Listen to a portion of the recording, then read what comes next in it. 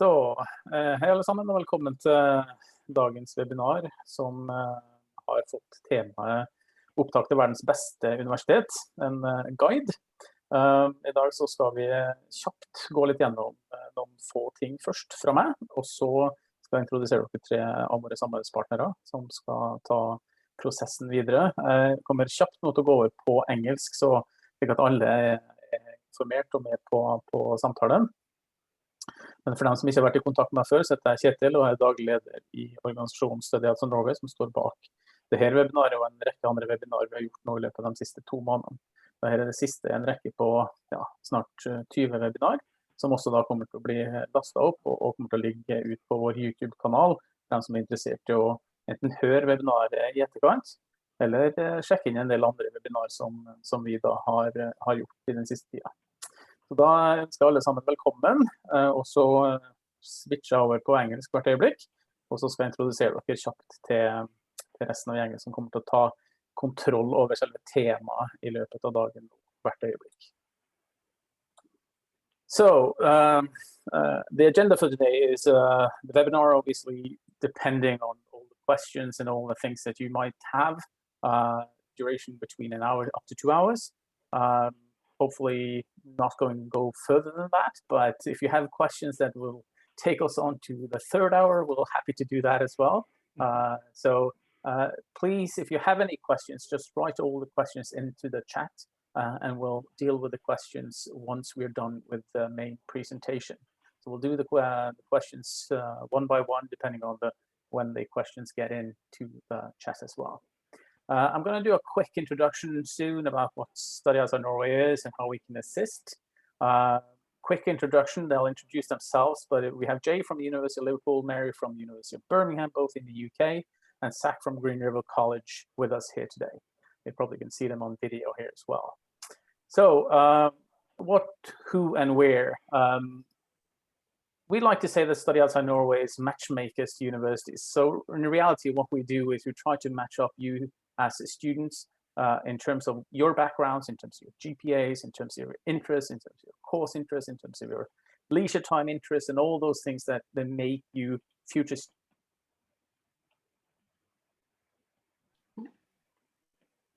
Oh, I think you muted. So, Kjetil, you're gonna mute. hello? Can you hear me now? Yeah.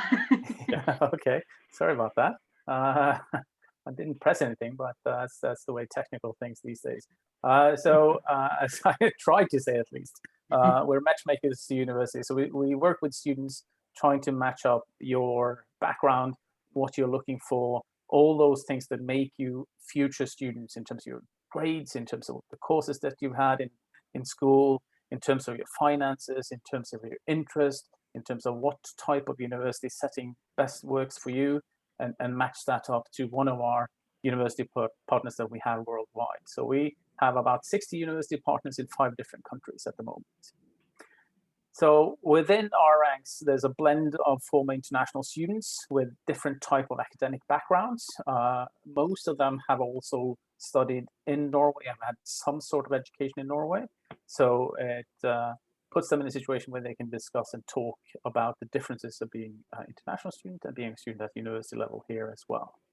We have an office in Oslo and an office in Trondheim, but during this specific COVID times, most of our counseling sessions will be done either through Skype or Zoom, over the phone or email. But normally we are open for students, both one-on-one and smaller groups in our offices.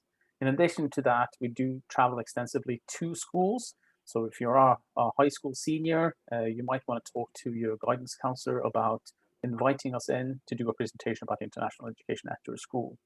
There are still options to do that, even though we're dealing with COVID most places. So we have been probably about 20 different institutions doing those kinds of presentations already this year, which is much lower than normally is, but it's still substantial in terms of the COVID times. We are free of charge. There's no strings attached. So please, if you're not in touch with one of our counselors, reach out and get in touch so we can start helping you with your academic planning. So that's it from me for this point in time, and I'll now hand you over to the main speakers of today, and I'll leave you in the capable hands of Jay, Mary, and Zach. Okay, hi everyone, I'll start. My name is Jay Louise Fox. I work for the University of Liverpool. I am responsible for student recruitment from a variety of regions, but including Norway as well. So thank you for joining us, and we will introduce our university shortly, but I'll let my colleagues introduce themselves first. Thanks, Jay. I'll go next. So my name's Mary. I do a very similar role to Jay at the University of Birmingham. And yeah, thank you all for joining us for today's session. All right, thanks, Jay and Mary. My name is Zach Williams, and I'm actually not really in recruiting. I'm one of the advisors at Green River College. So my main job is to work with you as a student and match you up again with transfer schools in the US, help you build your ed plan so you know exactly what classes you need to take to be getting into your majors. And then another big part of what I do is what we're going to talk about today, which is trying to get you into the school that you want to get into. I do a little bit of recruitment in Japan and Korea, so I have been abroad a little bit to meet students in that fashion as well. So good to meet you guys. Looking forward to your questions. Okay, so just a summary of what we're going to cover in this session and what you can expect. So as I mentioned, we will go ahead and introduce our three universities, colleges very shortly, so you can find out a little bit more about them. Then I'm going to talk you through university rankings, which I'm sure is something that you've heard a lot about, and maybe it all seems a bit of a mystery about how you go about navigating them all. So I'm going to talk you through how to make sense of them. We'll talk about how the universities are ranked, what makes up that ranking, and how you can use them to best be useful in your university search. Then we are going to talk you through what it actually means to be a highly ranked university, so you know what you're looking for. How if you are going to apply to an institution in the UK or the US, what would those institutions be looking for from a Norwegian applicant? And also, one of the main things I think to take away from this session is what's the value of a highly ranked studying at a highly ranked institution, and how is it in the end, how is it going to benefit you in the future after you've graduated? Then Zach is going to tell you a bit more about the community college route if you go and study in the US. And then we will have time for questions as well, as Chatel mentioned. We can stay here for as long as you need to, answering all the questions that you have got. Okay, so I will go ahead and introduce my university. So I did actually attend the University of Liverpool, so I'm an alumnus as well, and I'm from Liverpool too. So yeah, University of Liverpool, we are a research intensive university. So we are part of the Russell Group. We were a founding member of the Russell Group, which is a group of research intensive leading institutions in the UK, which you may have heard of. They're also known by the colloquial term red brick universities. And you can see in the picture here that there's something we've got in common there with the term red brick. Obviously our university is made out of red bricks. So we were actually the original red brick university. It's because of this building that the term red brick university was actually coined. So there is my fun fact of the evening. We have a long-standing history of academic excellence, and we were established in 1881. So we are consistently ranked in the top 200 of universities worldwide, and I've included a few different rankings here. And really, the reason that I've done this is not because I want to be like super impressive and list all the different rankings that we've got. I just wanted to, considering the topic tonight, give you an example of how different rankings can be very different, and how there's so many out there that it can be a little bit confusing. And as I mentioned, we're going to talk you through what they all mean and how to use them best in your university search. But here's some of our some rankings that we've got. So 165th in the Times Higher, that's one of the really popular ones. Yeah, so in terms of graduate employability, this is something that that is really at the forefront of all of our courses. We are #1 in the Russell Group for graduate employability, and we're very proud of that. We are obviously for a civic university outside of London. We're actually quite a big campus. We've got 33,000 students and a lot of international students in that as well. So over 8,000 international students from over 130 different countries. Next slide, please. Okay, so in terms of the subjects that we have, this is just a list of our departments. So we do have different sort of broken down programs as well. But in general, health and life sciences is our first faculty, humanities and social sciences, and also science and engineering. So we're quite a traditional university. We do a lot of different subjects, and we have a really good sort of quality in lots of different subjects. The only courses that we don't really do are sort of fine arts. We do arts, but it's more like product design and engineering and architecture. So the arts area and drama and theatre studies we don't do either, but we do music. I also included just this map here because I just want to show you that we're a campus university, but we are actually in the city centre of Liverpool. So I don't know if you're familiar with Liverpool at all, but this sort of area that's on the map, in the centre of the map there, is all the city centre, and you can see that we've got quite a big campus. And everything is sort of in walking distance. I should mention as well, because I want to preempt the question, because I do usually get this question a lot in Norway, it's about 20 minutes away from Anfield. Okay, you can see Liverpool Football Stadium on the map there, just in the arrow. So you just go north to go there. So hopefully we'll be able to have fans back in stadiums again very, very soon, and we'll see you there. Okay, so next slide, please, Shuttle. Okay, so just a bit more about the city centre. I've mentioned we're a city centre campus, and there are actually 4 universities in the centre of Liverpool. We're the only Russell Group one, but it's a very student-friendly city. It's very cultural. We won European Capital of Culture many, many years ago now, but that sort of cultural aspect is really ingrained in the city. It's not just me that feels like this. So we were actually the winner of the What Uni Student Choice Awards for City Life category. And more recently as well, we've been voted the best place in Britain to be a graduate. So that's based on graduate employment opportunities, but also cost of living, affordability, and the kind of quality of life as well, for what you can do with your money in the city. We're also the kindest, we've been voted rather the kindest and friendliest UK city, and that's something that I think if you ask anyone who's been to Liverpool, they'll probably tell you about. But one of the things I just wanted to highlight to you, this is our student ambassador from Norway, Sarah. That's something that she particularly noted when she was asked about what her best thing about Liverpool was, the kind people. So it's very, very welcoming for students coming away from home for the first time. Okay.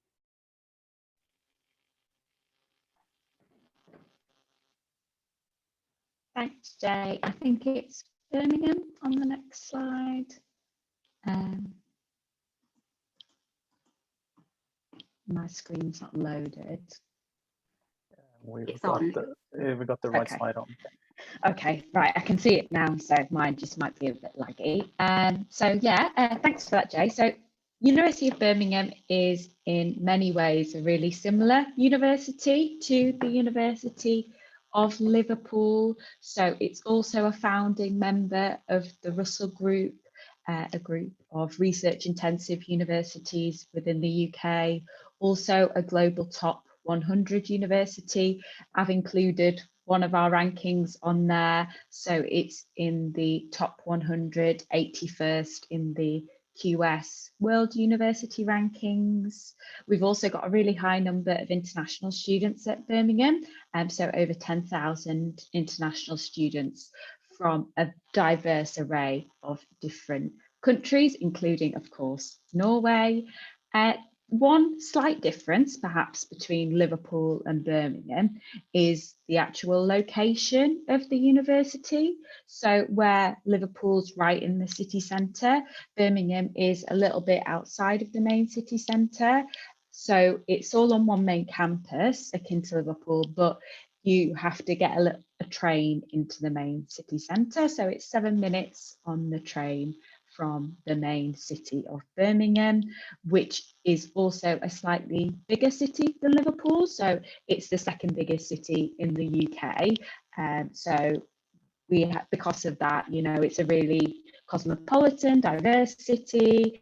There's lots going on, lots to do. So I moved to Birmingham for university as well. I didn't really know the city before I came to Birmingham, but I have settled here after I graduated, and actually 48% of our students do settle in the city after they graduate, because there is a lot of employment opportunities as well within the main city of Birmingham. We've also got some stats to back that up. So second most targeted university by top employers. So that just means that some of the top employers are coming onto campus, targeting Birmingham students, advertising their opportunities to Birmingham students as well, and top 5 for graduate prospects as well. So that just means that the prospects for our graduates are within the top 5 according to this ranking. But again, we're going to talk a little bit more about rankings later on, so don't worry if you don't understand that too much right now.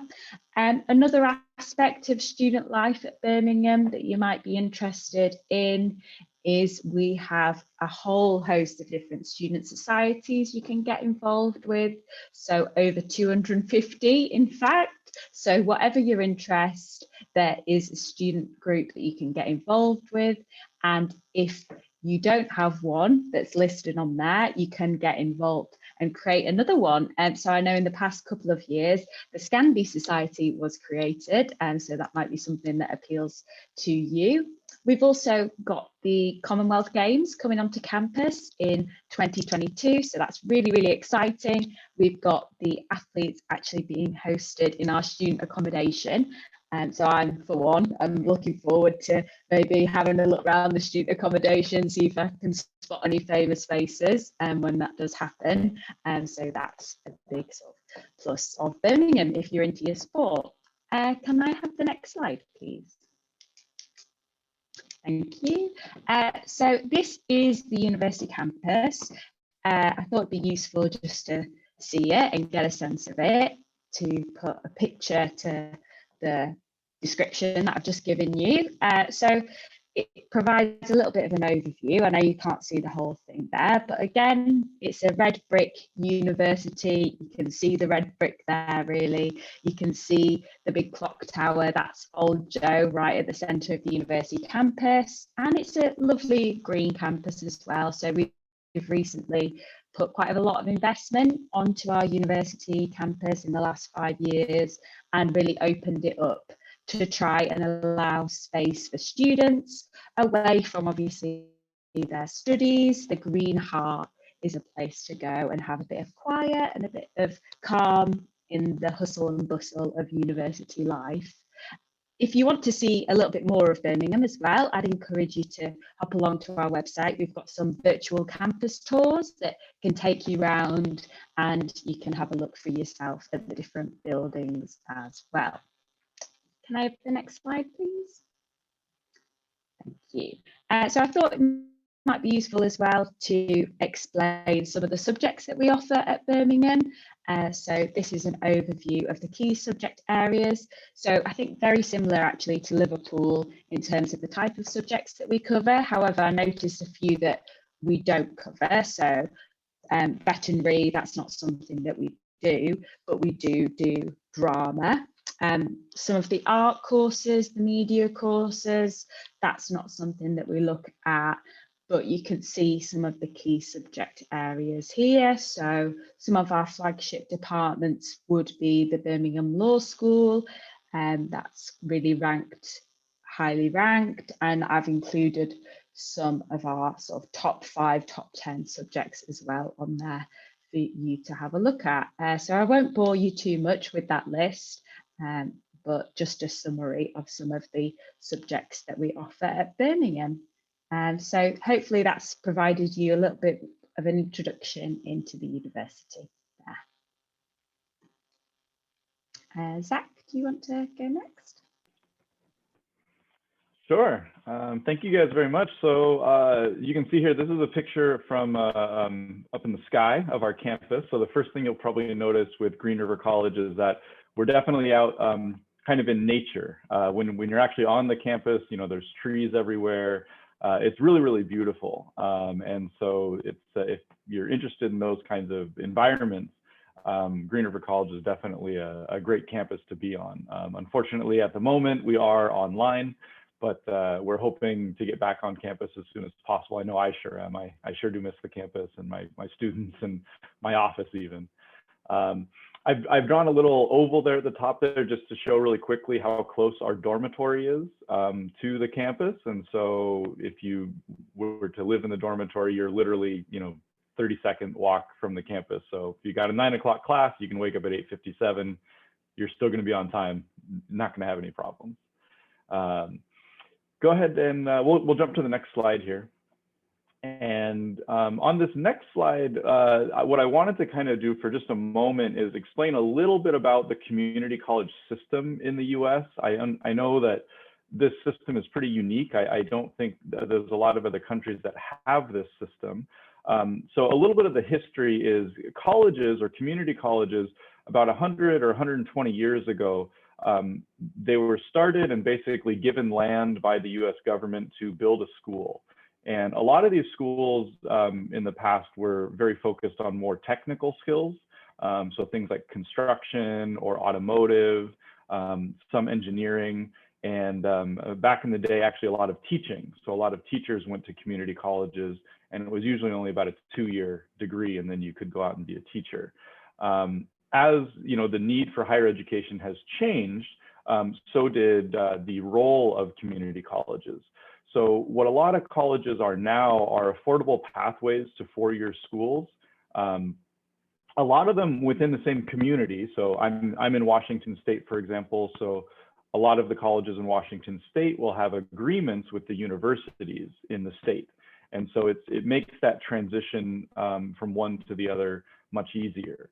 Having said that, you can still transfer among the other states. Even if you go to a community college in Washington, for example, we transfer students to California and many other states every single year.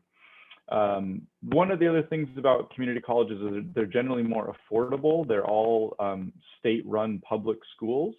And so a lot of times the tuition and cost of the school can be much less. And so this creates an affordable pathway for students to do their first 2 years at a college and then transfer and do their next 2 years at a university. This is generally what's called the 2+2. If you've listened to probably any US college or something like in a marketing or recruiting thing, 2+2 is probably something that's always quoted. So that's where that kind of comes from. But at the end of the day, one of the important things to understand is that you're getting the same degree. So if you start at Green River and you transfer to a university and you earn your degree, you're going to get the same degree, the same diploma as you would had you just gone to that university in the first place. I'll just highlight some of the really quick advantages. So colleges tend to have somewhat smaller class sizes compared to some of the universities at your 100 and 200 level introductory classes. It generally gives you a way for international students anyway to see more of the US. If you started at a school here in Washington and then transferred to California, you get a chance to live in a couple different areas. And we also have open enrollment. Colleges do not have any sort of, like test or anything to enroll a student into the college. So basically anybody can enroll in one of these schools. Now there are certain math and English tests that we place you with, but there's no, like SAT or any sort of test you have to pass to actually join the school. So that's a little bit of an introduction to colleges and our role. Let's go and jump to the next slide. And here I'll talk more about Green River College in particular. So we're in Auburn, Washington, which may be a new city for you to learn about. We're approximately 45 minutes from Seattle on the West Coast. So we're kind of tucked up there in the very northwest part of the United States, right next to Canada. And as you saw, by my picture there, Green River College is definitely, it's a little bit separated from the big cities, but you're about a 45-minute car ride or an hour bus ride from Seattle proper, the actual downtown area. So if you're looking to get to shopping or, we have stadiums and concerts and all these kinds of things, it's not too far. So Green River College in particular, we have offered pathways to many different majors. Business, computer science, aviation, we're one of the top actually aviation schools in the US. We're number 2. And so anybody interested in like piloting or working at an airport, doing tower work, that kind of stuff, Green River College has an excellent program for aviation. But healthcare sciences, art, IT, and a lot more. And we can talk about more of those in just a second. One of the big advantages I think Green River College has going along with these majors is what we call personalized advising. So when a student comes into Green River College, we don't assign you an advisor by your country or by your name or anything like this. We actually assign you an advisor by your major. So as I mentioned at the beginning, I am one of the advisors, and my majors are business and art. So if you're any art or business major, there's a very good chance that I'm going to be your advisor. And that allows us to really specialize. So if you come in as a business student and you want to know about transfer business schools, or what classes do I need to take as a business major, and what classes do transfer schools want to see as a business major, that's my specialty. Same with art and design as well. So I know a lot about portfolios and putting those together and resources to help you put those together. So the personalized advising is something that's very unique to Green River College. I don't think a lot of other schools do that. As I'd mentioned, we do have a dormitory, which is somewhat unique for a college. Not all colleges have dormitories. And this is very popular with our international students, especially international students from Norway and Europe. They're looking to kind of have a more independent life. And so this is a way for you to live with other Green River College students. It's generally 4 students to 1 apartment, and boys live with boys and girls live with girls. But as I mentioned, it's very close to the campus. There's a lot of social interaction going on. I think there's like 1 or 2 events that happen every week, like movie nights or karaoke nights or pizza nights and all of these kinds of things. So a way to, we want you to have the great experience academically. We want you to come in and learn, but we also really want you to have a great experience socially and to enjoy that aspect of studying abroad as well. Leading into the next thing then, which would be activities. We have so many activities, and we've even tried to keep these up during COVID, doing kind of trivia nights through Zoom and these kinds of things. And we'll actually send out prizes to you in the mail if you win. But normally we always, sporting events, we have the Seattle Seahawks and the Seattle Mariners, as well as our soccer team, the Sounders. So we take students to games, a lot of hiking, camping, many outdoor things. And then I'll highlight these really quickly and talk about them more later, but we also do a very good job at offering volunteer and work opportunities, as well as clubs and activities. And these are going to become very important with the subject we're talking about today of high-ranking universities and filling in those applications and getting noticed. And then the last thing we have down there is just, we do also offer 4-year degrees. A lot of colleges are doing this now, where you can go to the college for all 4 years and graduate.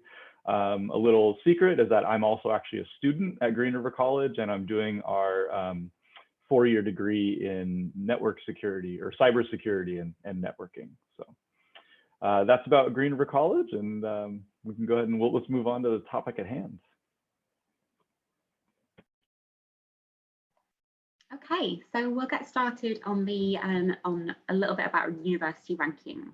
So I mentioned before that you may have heard them if you've started doing your search for a university, wherever that may be in the UK, US, somewhere else.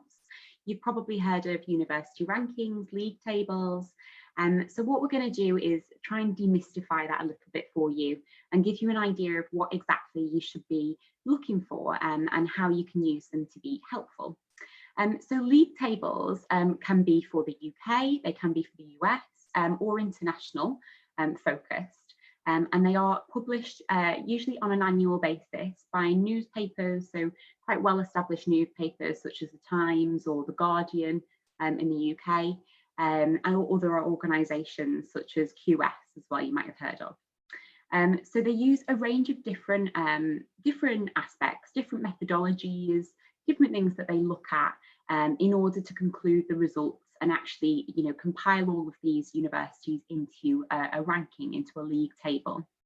When you're first starting your search, or if you know that you definitely want to study a specific subject, it is a good way, it can be a good way to start your comparison between different institutions. But I think what we'd all agree and say is that in doing that, if you only look at the league tables, if you only look at the rankings, you may be missing out on some information that might be really important to you in your sort of unique university search. So what I think we would recommend is that use it to compare institutions, but maybe use it with a little bit of caution, because really your research should be going further than just the rankings alone. Okay, next slide. Okay, so how are universities ranked? Well, each of them uses a different process, as I mentioned. We've got one here, which is the QS top universities, which is for medicine, actually, and that's for just medicine in the world. So you can see here that Harvard's the best, but it is closely followed by Oxford as well. Just a little bit of US, UK competitive banter there, Zach. So each of them do use a different process. So the Guardian, for example, again, is a UK specific league table that's managed by a well-established newspaper. It looks at a different combination of factors. So it looks at student satisfaction, which can be taken from the National Student Survey or from surveys that universities themselves do, with the tariff entry, which is the entry requirements that that universities actually have. So if a university lowers their entry criteria, that can actually have a detrimental effect on where they sit in the rankings, for example, as well. Career progression, so where do your graduates of a certain university go on to? How long are they unemployed after they graduate? For how long are they unemployed for? How quickly do they find a job? What is their salary? What's the average salary of someone who graduates from that university? So that's what we talk about when we talk about graduate employability rankings. All those sorts of factors are taken into consideration. And also student continuation, so the rate of students that maybe drop out, you know, if that might be something to worry about, if, you know, it can say something about the support that a student might be getting. If they've got a very, very high level of dropout, it could be that. So there's lots of different indicators. International rankings, again, can be based on other factors. So the QS World Ranking, which is the one of the larger part of the one that we're looking at here, which is for medicine, looks at academic reputation, citations per faculty. So that's referring to the research that is done. So Mary and I mentioned before that we're both research intensive institutions, that we have a lot of research investment that goes on. So this is something that, you know, measures the amount of research that we are doing. Also student populations, so how many students that we might have, how many students we have per class, what's our class size ratio to a teacher, for example, is a good thing that rankings sometimes look at. And also employer reputation. So Mary mentioned something earlier that, if I recall this rightly, that Birmingham was in the top 2 of the employers. You might be able to correct me on that, Mary. I'm not, what was it? Say it properly so I don't get it wrong. No, you're right. So yeah, that's right. Second most targeted university by the top employers. Yeah. There we go. A nice long-winded yeah, that's a really brilliant you know, ranking to have. That's a really brilliant award, and that speaks a lot to the employer reputation of the alumni, the graduates of Birmingham, of Liverpool, of any university. So it's another key one to look for. And of course, all of these, you don't have to break them down. You can break them down to this level if you want to look specifically at them. But what the larger rankings do is take all of those different things and they put them into one. But it's just very good to have an idea of exactly what it is you are looking for. Okay. So as I mentioned, you can compare universities to rank broadly, so all of those aspects, or how they rank in specific subjects. For example, we've got medicine here, that's medicine in the world. Whatever subject you're interested in, history, politics, for example, you could pick that subject and you could break it down to, you could look at the world, you could look at the UK, the US, wherever it is that you want to go and study. So when you are looking at the rankings, just make sure to kind of take them apart a little bit, look at what those rankings specifically are made up of, and just make sure that you've got a good understanding of what that ranking is indicating about that university. Okay, next slide, please. Okay, so yeah, to sort of conclude on our introduction to rankings, they are a really useful way of comparing universities. I would say it's a good place to start if you're looking at, if you know you've got a kind of short list of universities and you want to have a look at them, do have a look at where they rank, definitely do that.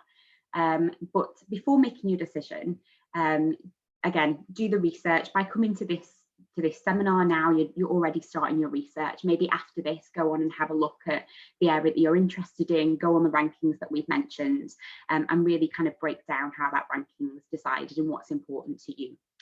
After you've done that, as well as finding out the rankings, I think it's really important to understand a bit more about the university than just what they offer in terms of the rankings.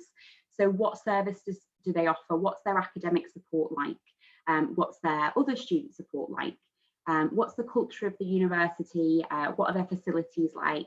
Is it an old type university? How much investment have they put in their university? All of these things, are just as impactful to have a look into.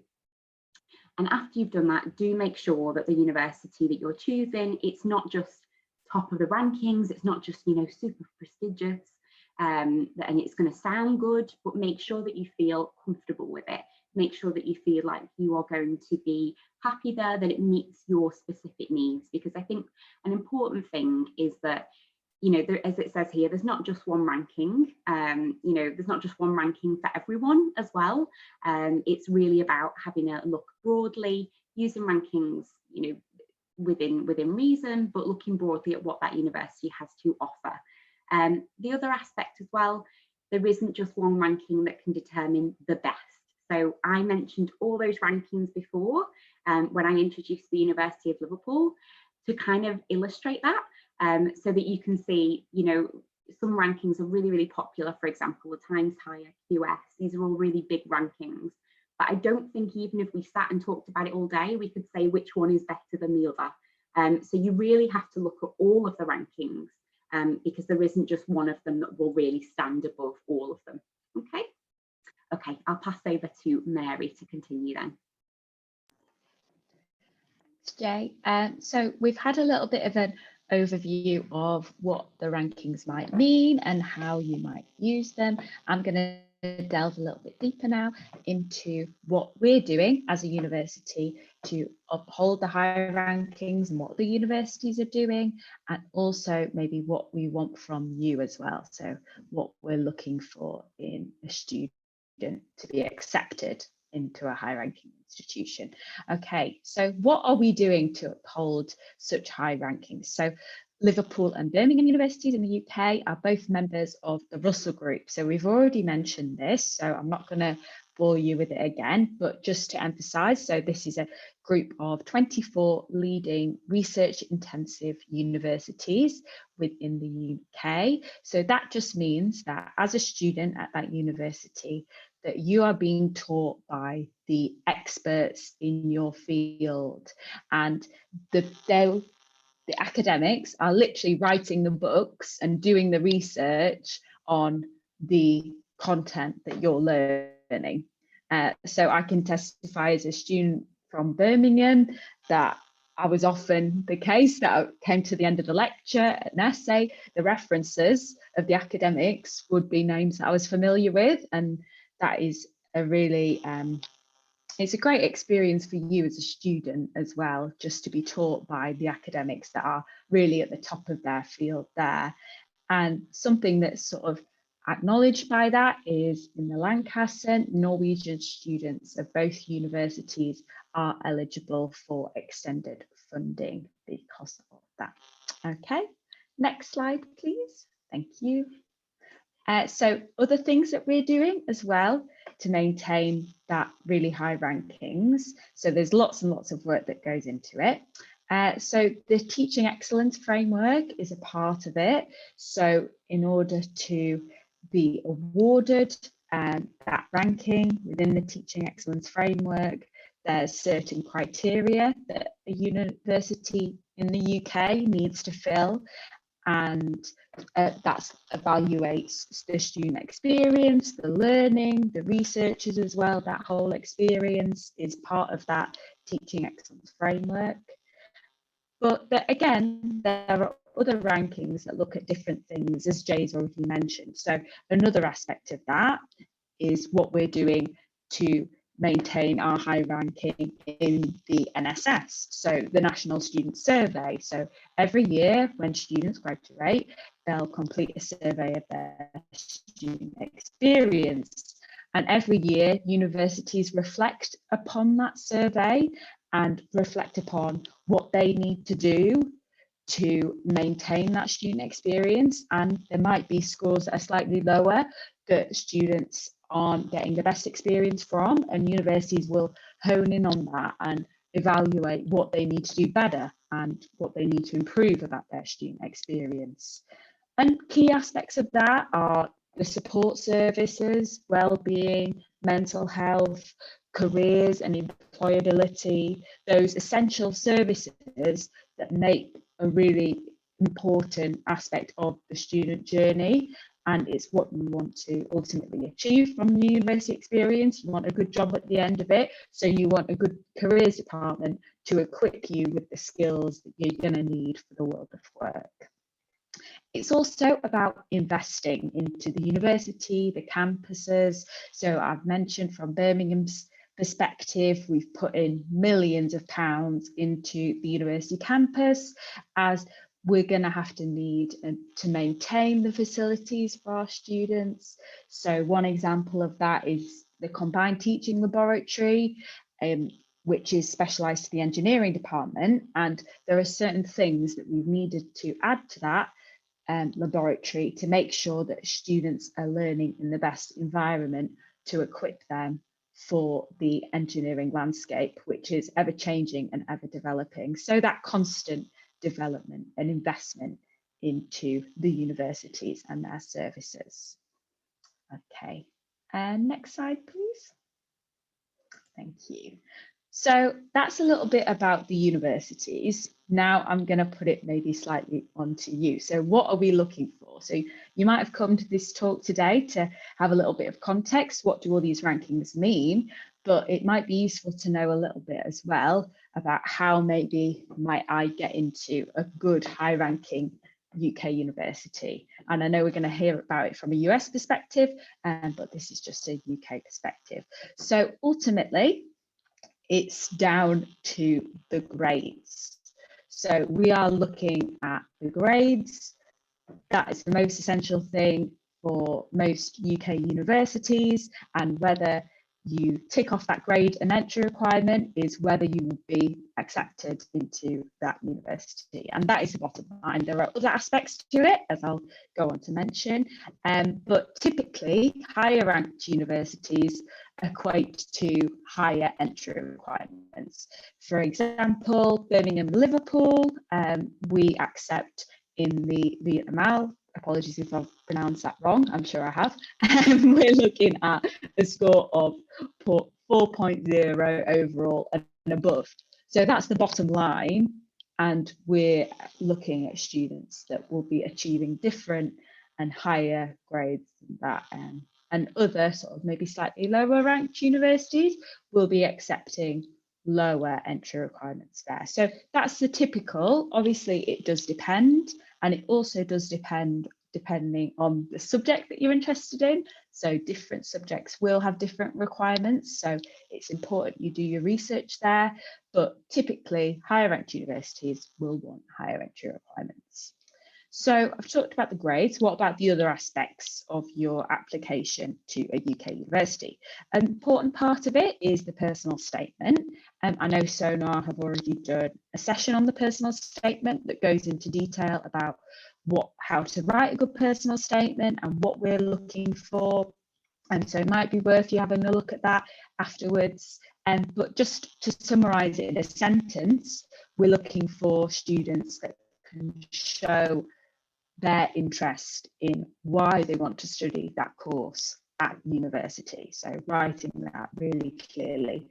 and succinctly in your personal statement. We'll also look at your academic reference and your English proficiency as well. So some universities have an additional English requirement as well. So that's something to be aware of. And other courses have additional requirements. So if you're interested in studying medicine in the UK, you will need to take another test on top of the grades that you'll need, your personal statement, your references. So they can be broadly categorized in different areas, but the UK CAT, the BMAT are two of the biggest tests that UK universities is a requirement if you want to get into that course, basically. And some have additional work experience requirements as well to be aware of. So it's important you do a little bit of your own further research in finding out what your course requires, the grades that they require, and if they have any additional requirements as well. But that's it more broadly. So I think the next section is going to be looking at this from a US university's perspective. So Zach? Awesome. Yeah, thank you, Mary. Yeah, I'll give kind of a US spin on things, but to be honest with you, a lot of what Mary's already talked about and a lot of what Jay's already talked about, I agree with 100%, and things are very, very similar, especially with ranking just being a place to start looking at schools. And then with what a lot of schools are looking for, you'll find very similar. Now, I do want to kind of put it a little bit in perspective that from a Green River College starting point, remember, you've now been in the US for 2 years, you've studied at Green River College for usually what would be 2 years. And so you've already started taking college level classes. And so the kind of transfer that you'd be doing with us would be that 2+2 that we talked about. The other thing I'm just going to point out really quickly is that the US is on a 4.0 scale. And so our 4.0 is that's 100%. That's the top you can get. So I know other systems are like I think on an 8 scale or a 6 scale or something like this. So when I talk about a 4.0, I'm talking about 100% perfect grades. So just keep that in mind when we talk about it. As Mary had pointed out, you'll kind of see here, these are the 4 things I think are very important, and a lot of them are what you saw in the last slide. From a transfer perspective, the difference I would say is that a lot of the times your GPA, which is your grade point average, that's that 4.0 or 3.0, or that is more for a competitive, highly ranked school. That's more getting you in the door. And so if you kind of think of the admissions process to these schools as a bunch of gates, and these gates get smaller and smaller and smaller as we go on with the admissions process, the first one is going to be your grade point average.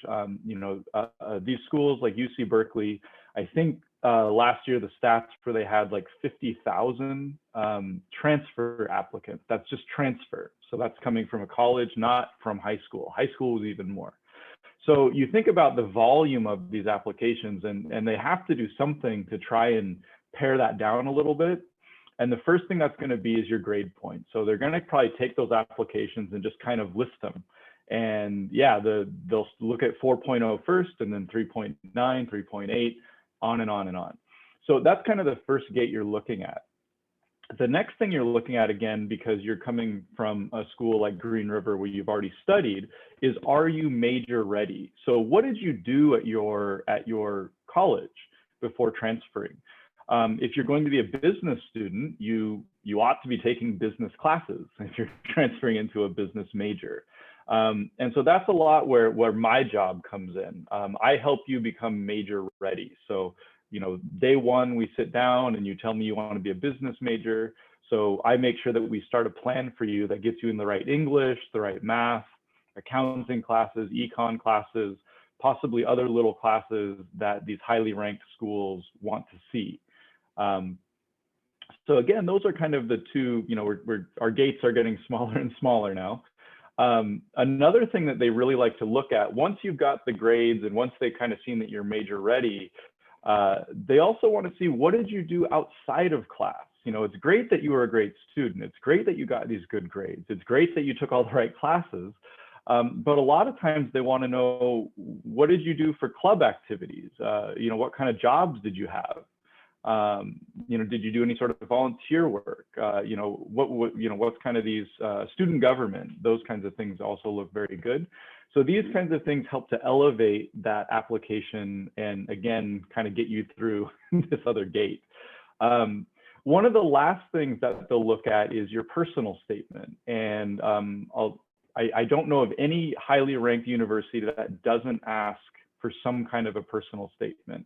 And the personal statement varies. Right now, we're at the very end of the University of California application session. So we've been looking at a lot of those essays. One of the big things about a personal statement that I'll point out is the point for a US university with these personal statements is to find out a little bit more about who you are. Up to this point, they've seen your grades, your classes, what you've done outside of class, but they want to get an idea of who are you as a person. Who are they letting into their program? What are your morals? What are your values? So it really focuses on that personal part of the personal statement. And so sometimes students struggle with this, and that's one of the things that an advisor like myself can help you with, is when you're responding to these questions, usually the first or second draft come back and it's a little surface level, and it's like, no, we need to go a bit deeper. We need to dig deeper into who you are and what your experience was. But these personal statements are very important because, again, probably the application before you and the application after you probably also has good grades and probably also is major ready and maybe had similar extracurricular activities. And so the personal statement is a chance for you to talk directly to the school and let them know, this is why I should be admitted, to your school. So again, I think pretty similar to what Mary talked about, but definitely there's a bit of a different spin on things. I was just going to point out a couple of things over here as well, that some schools have different deadlines. There is kind of a season, which is usually in the winter. Most schools have their deadlines in January, February, or March.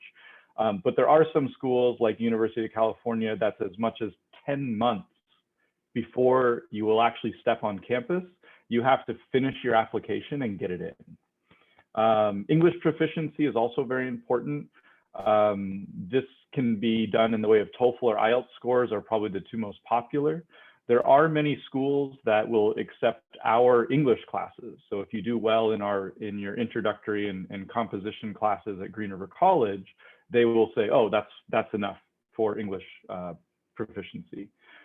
Some majors will ask for a letter of recommendation. Just from personal experience in business, I don't find that necessarily to be the case. In art, yes, they generally do want some sort of letters of recommendation. My best advice for a lot of this highly ranked university stuff is to check with your advisor and talk with your counselor or talk with whoever is there to help you kind of walk down this path. And they have a lot of experience, I'm sure, helping students get into these schools. So yeah, I think we can move on. Okay, so how will a degree from a highly ranked institution benefit you in the future? Okay, so we've talked a little bit about, these rankings, about why they're important, what to look at, how to apply, what we're looking for. But now what we wanted to focus on was the real core issue here. Like, why should you be trying to go to a highly ranked institution? What are you going to get from it in the future? How will it make you stand out? So, as well as it being a great thing to put on your CV, in a competitive job market, which is, we all know, especially the current world situation we find ourselves in, which keeps being increasingly difficult from a job market perspective. A degree from a high-ranking institution is going to look great on your CV, but it's also going to make you have the tools from an employability perspective to stand out from the crowd. So we've mentioned a little bit about this before when we talked about student support, about careers and employability. But I think for me, if I was to advise you about any benefit to you, that's what you can take from it. So some examples of this. So our programs at Liverpool, I'm sure Birmingham's the same. There'll be US programs as well with this also, but our programs are designed with the world of work in mind. So what I mean by that is, you know, we have opportunities to do a year in industry program, for example, if it's not which is where you spend maybe on a 3-year program, it extends to 4 years, and then you would do 1 year actually taking a job placement. So this is one example of how we can do that. But there are also different programs where you have guest speakers come in from industry. You know, if it was a business program, for example, people from local and national businesses to come in and speak about their work. But it all kind of gets you set up to have the best start in your career. So other than that, opportunities to gain work experience. So work experience doesn't have to be inbuilt in part of your program. You can also do work experience, whether it's a summer internship or across Easter. You know, there's lots and lots of options that are available to you. Other aspects, you know, if you're particularly into your academia, into your project, you're really passionate about your subject, there will be the opportunity, depending on your subject, to take part in research projects as well.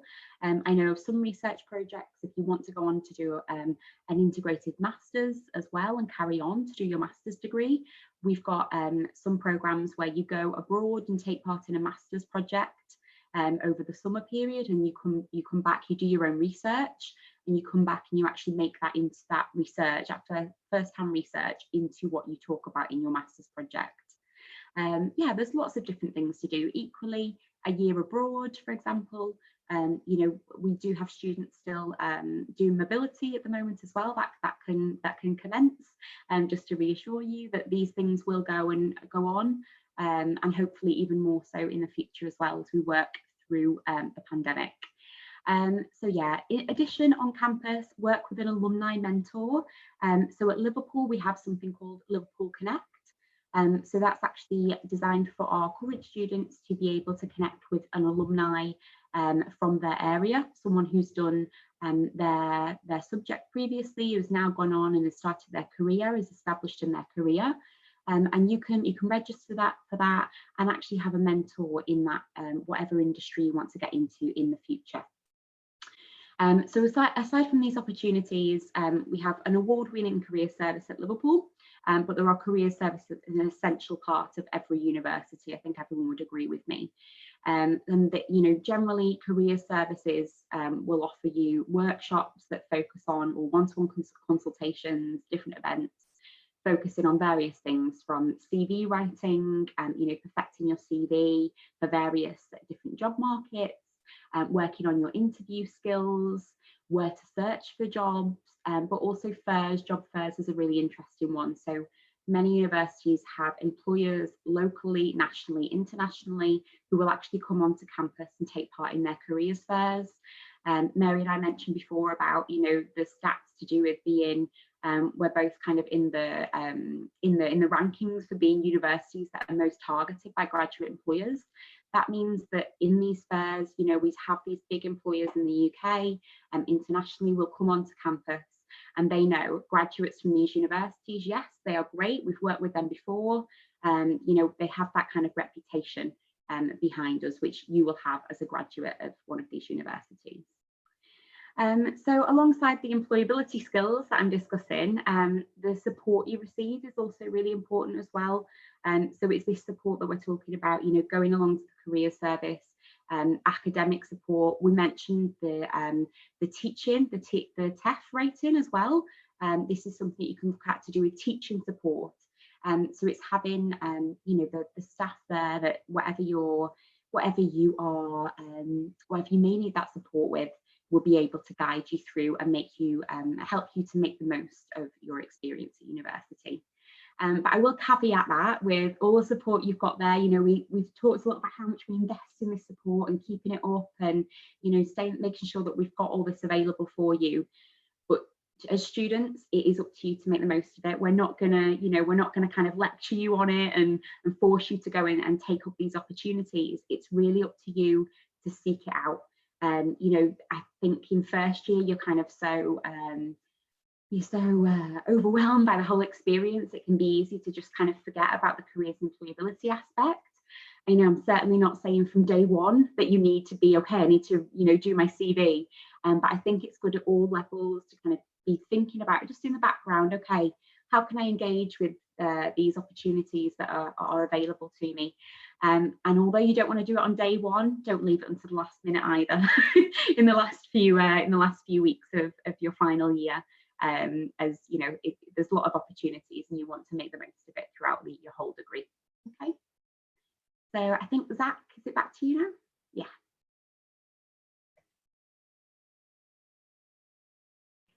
There we go. I couldn't find my mouse for a second, but we're unmuted now. Yeah, absolutely. I'm just going to kind of highlight similarly, how starting at Green River College or a community college can benefit, a student. And I'm going to focus more on Green River College, but this could be applied to many community colleges.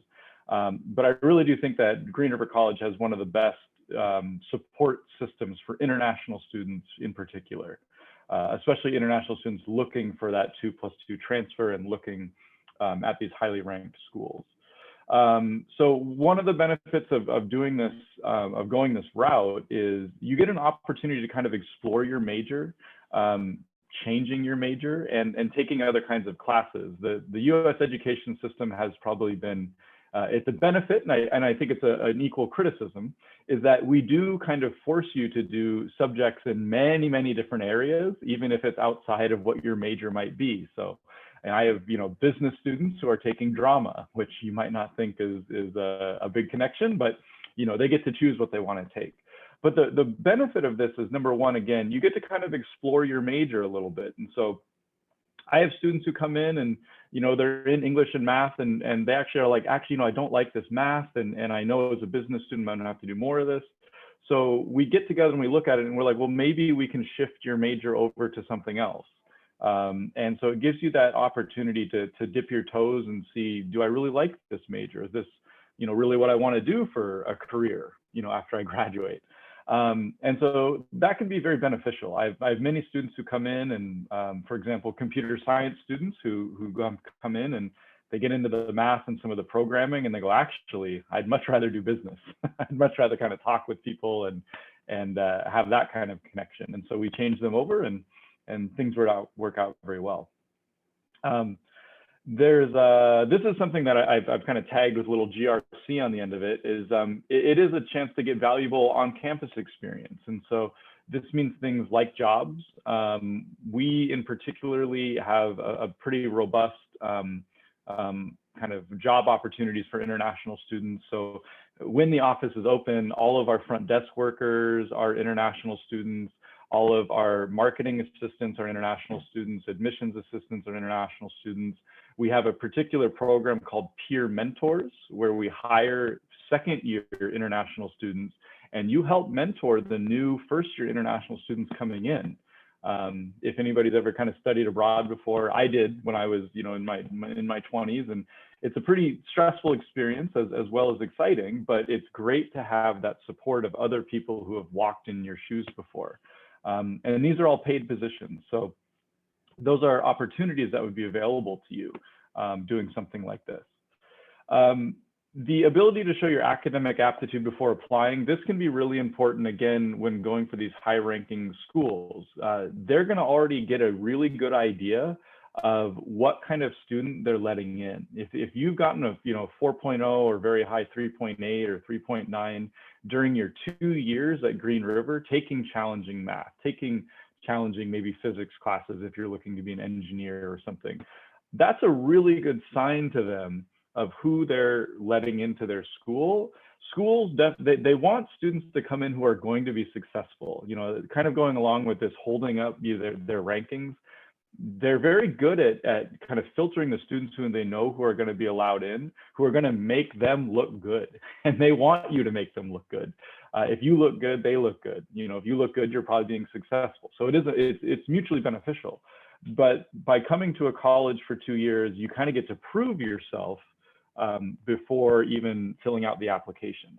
The flip side of that I also think is beneficial is I do get some students who come in and they say, UC Berkeley or Columbia or Yale or very high-ranked Ivy schools, And after a year or two or a couple of quarters, I say, look at your grades aren't there. And I'm very honest. I'll never tell a student not to apply to a school. But if I don't think that you have it, what's going to take to get in, I'm going to help you start looking at other schools too. And that's something, again, that's kind of that benefit of being able to do college or university for a year, and then get that feedback to know, hey, is this really the path for me, or is something else even better? So, Green River College in particular, I think, is a great place for a soft landing for international students. We have a great new student orientation. I'd mentioned kind of the peer mentoring. My office is quite big for an international student, or for an international programs office. And so that can be very nice. Green River College is about 9,000 students and about 1,000 international students. So we're a little bit smaller, but that might be good. Some of these schools, UW Seattle, University of Washington, Seattle, the #1 university in my state, is 50,000 students between undergraduate, graduate, online. That's huge. And so that can be very intimidating for a new student coming in to navigate, not just that many students, but that means a big campus, that means big classrooms. So it might be good to come in to a smaller school and get your start there. And then when you do that transfer to a school that's 30, 40, 50,000 students, that transfer becomes much easier and you're not so overwhelmed at the very beginning. You can save money, as I mentioned, or Krone. I didn't know that you guys didn't have a symbol, so I just put KR. But yeah, it can be a very good way to save money as well coming in. Our cost is going to be much, much less than going straight to a 4-year university that, some of these schools cost $50,000, $60,000 a year. Green River College, we're about $21,000 a year. So doing that for 2 years and getting the guidance and everything, you can save money and I think just have a better experience in the system. And then finally, as I'd kind of already hinted at, our advisors here, we're really good at helping you navigate this transfer environment. I've kind of dropped hints that really every school is different. Every school has their application and every school has their requirements. And yes, there are similarities that go in and out of that, but there are little one-off things too, that's what, my job is to know those things. And so coming to a college or coming to Green River, we can help you navigate that. And kind of like Jay had just mentioned, it really is up to you as a student to take advantage of that. I don't send something out and remind you, hey, what university are you looking at? Come meet me. But the students who do take advantage of it are very successful. I have a student who's applying to UC Berkeley right now. He's had me check his personal statement 3 times in the last week. And the deadline's next Monday and we're going on holiday in a few hours. So he was getting in as much time with me as he could. But yeah, the point being is that there's a lot of support there to help you make that step into the transfer. So.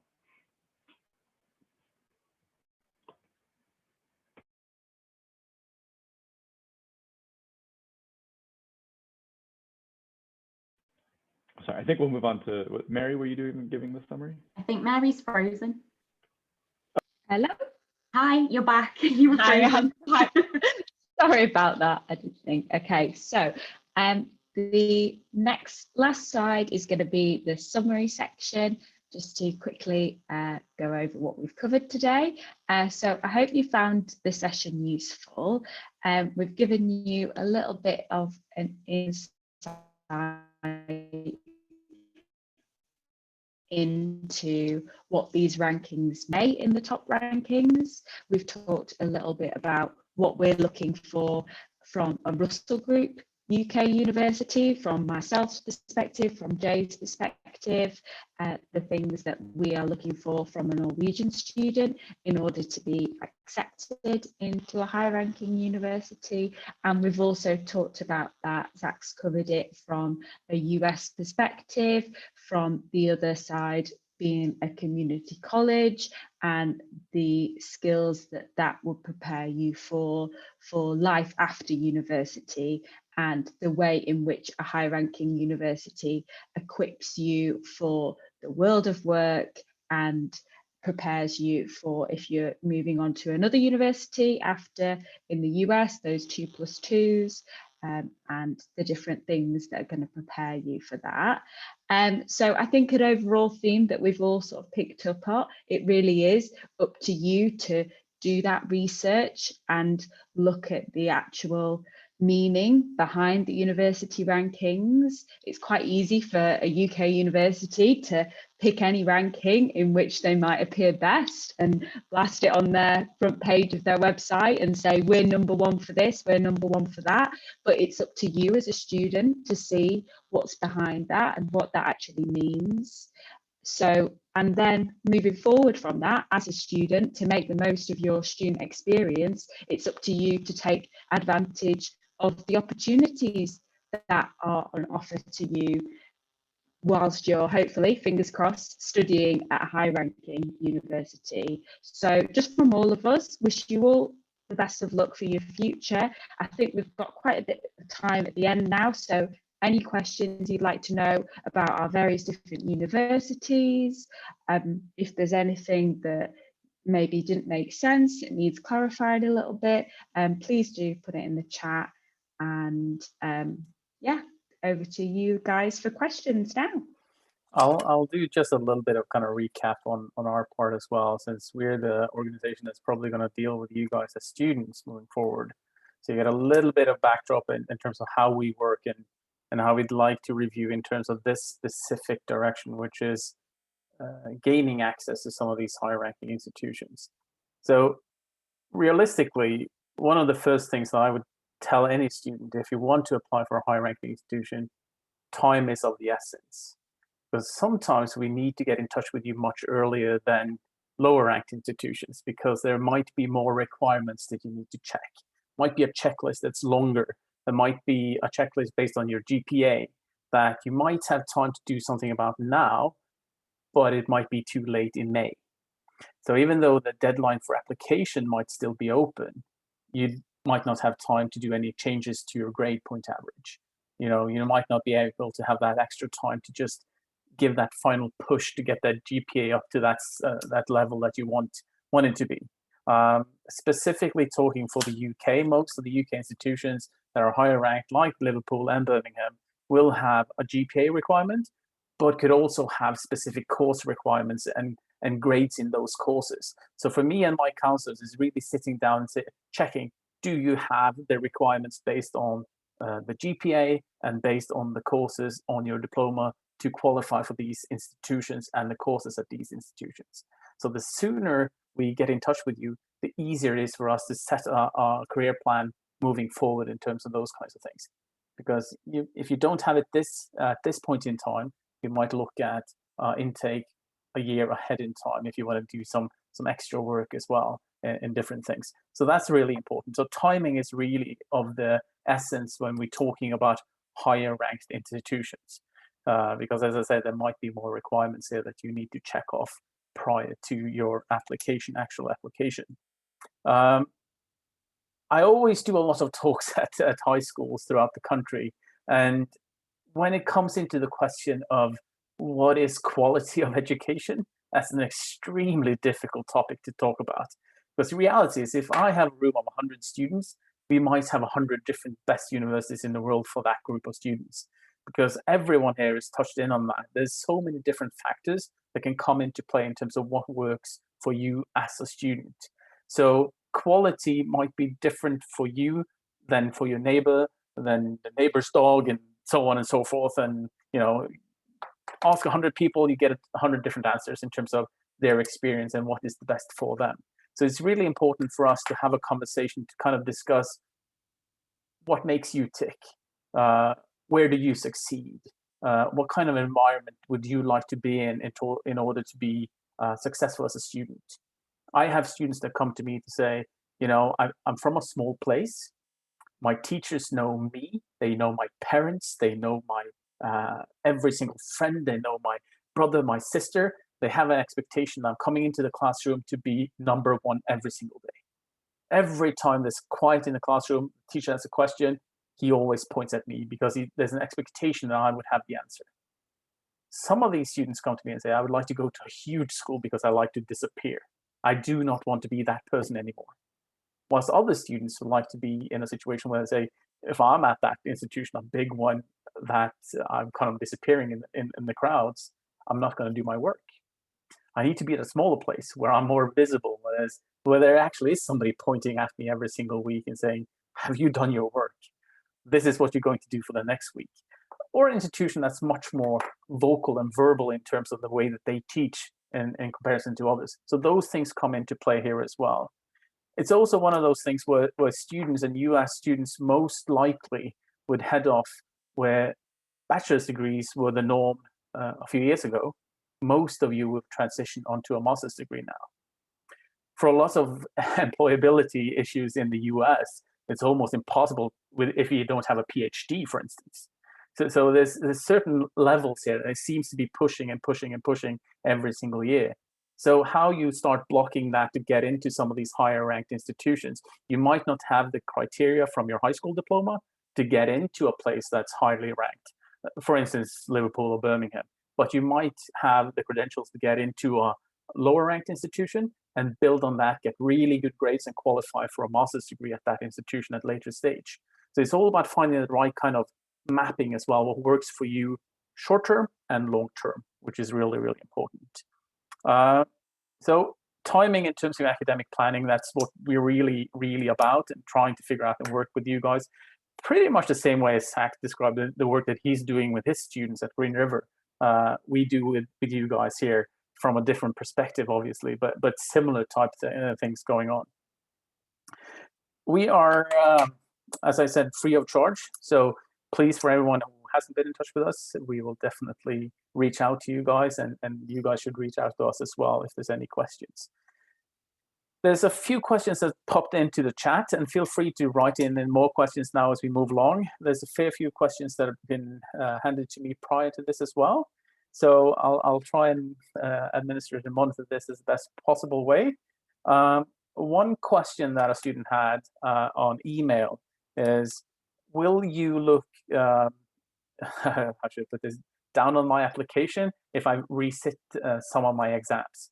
So I know that certain universities and some high-ranked institutions will look at your final diploma and they will not accept resittings of exams. So if you've done a poorly on one exam and want to resit that for the next year and so on.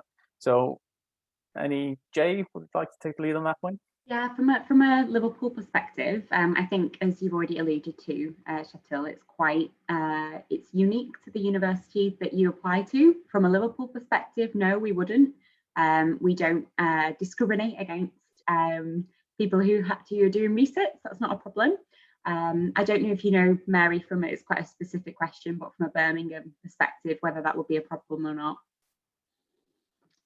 Yeah, so the same, it's not affected. We don't really look at that in regards to the application. It's the grades that you get at the end of the ride, yeah, most important. Yeah, I think even for something like medicine, I think it will be fine. And if it's all right for medicine, then it's all right for everything else. So. How about you, Zach, from a US perspective? Anything from, say, if you have a student who want to go to Stanford, transfer to Stanford, would that be an issue in terms of that? Yeah, it's a good question. And so again, for Green River ourselves, no, we don't really have admission standards to come to the community college. So getting into Green River, no. Now, when you're transferring, there's usually two application types. There's a freshman, which is somebody coming directly from high school, trying to get in, let's say, to Yale directly. And then there's the second type, which would be a transfer, which is what you'd be if you came to Green River, studied for 2 years, and then transferred over. Generally, there are different requirements for freshman applications and transfer applications. Most transfer applications do not require SAT or ACT tests. I think that would be a similar equivalent to the tests that you're talking about. And so usually, no, you wouldn't even have to actually sit for them. Really what it would be is, how did you do in your college classes? Now, that can bring up the subject of repeating college classes. If I didn't do well in a college class and then repeated it, how does that look? To be honest with you, that it doesn't look good for high-ranking schools. So a lot of high-ranking schools will have a policy that says, and it might seem a little backwards, it says, if you failed the class the first time, you can repeat it. But if you didn't fail, if you got like a 3.0 or a 2.5, usually 2.0 is what we would consider able to transfer. But if you didn't fail the class the first time, you cannot repeat it. They will only take the first attempt. And so it really is a school by school policy. But to be honest, a lot of high ranking schools, they will not accept repeated classes. So. Yeah, it's good to see the difference in the different systems in terms of how that works as well. For sure, for sure.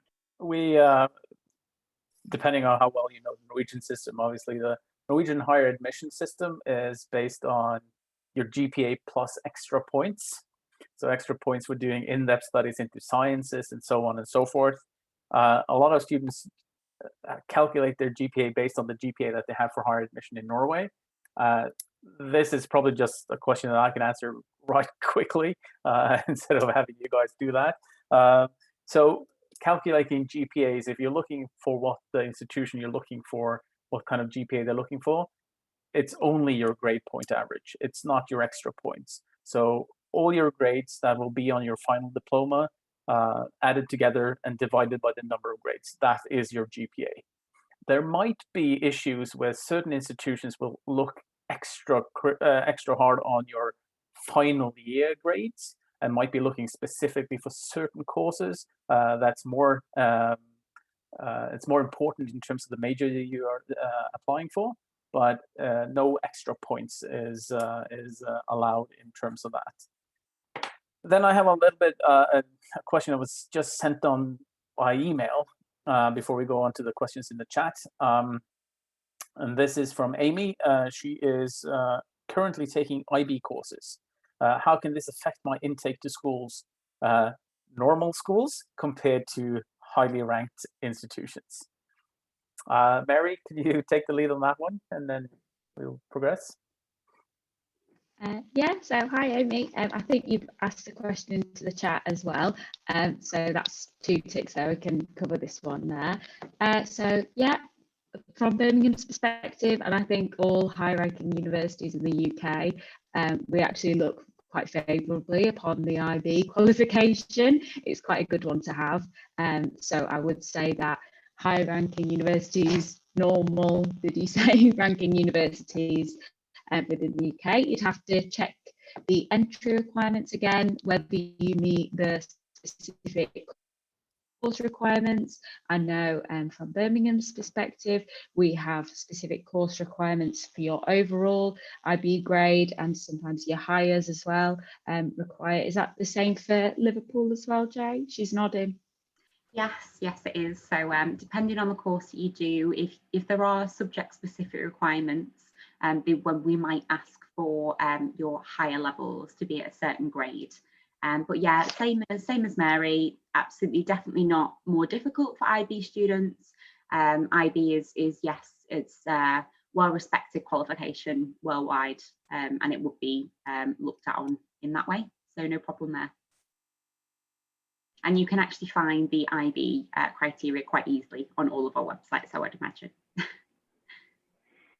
And I'll just echo what both Jay and Mary have said.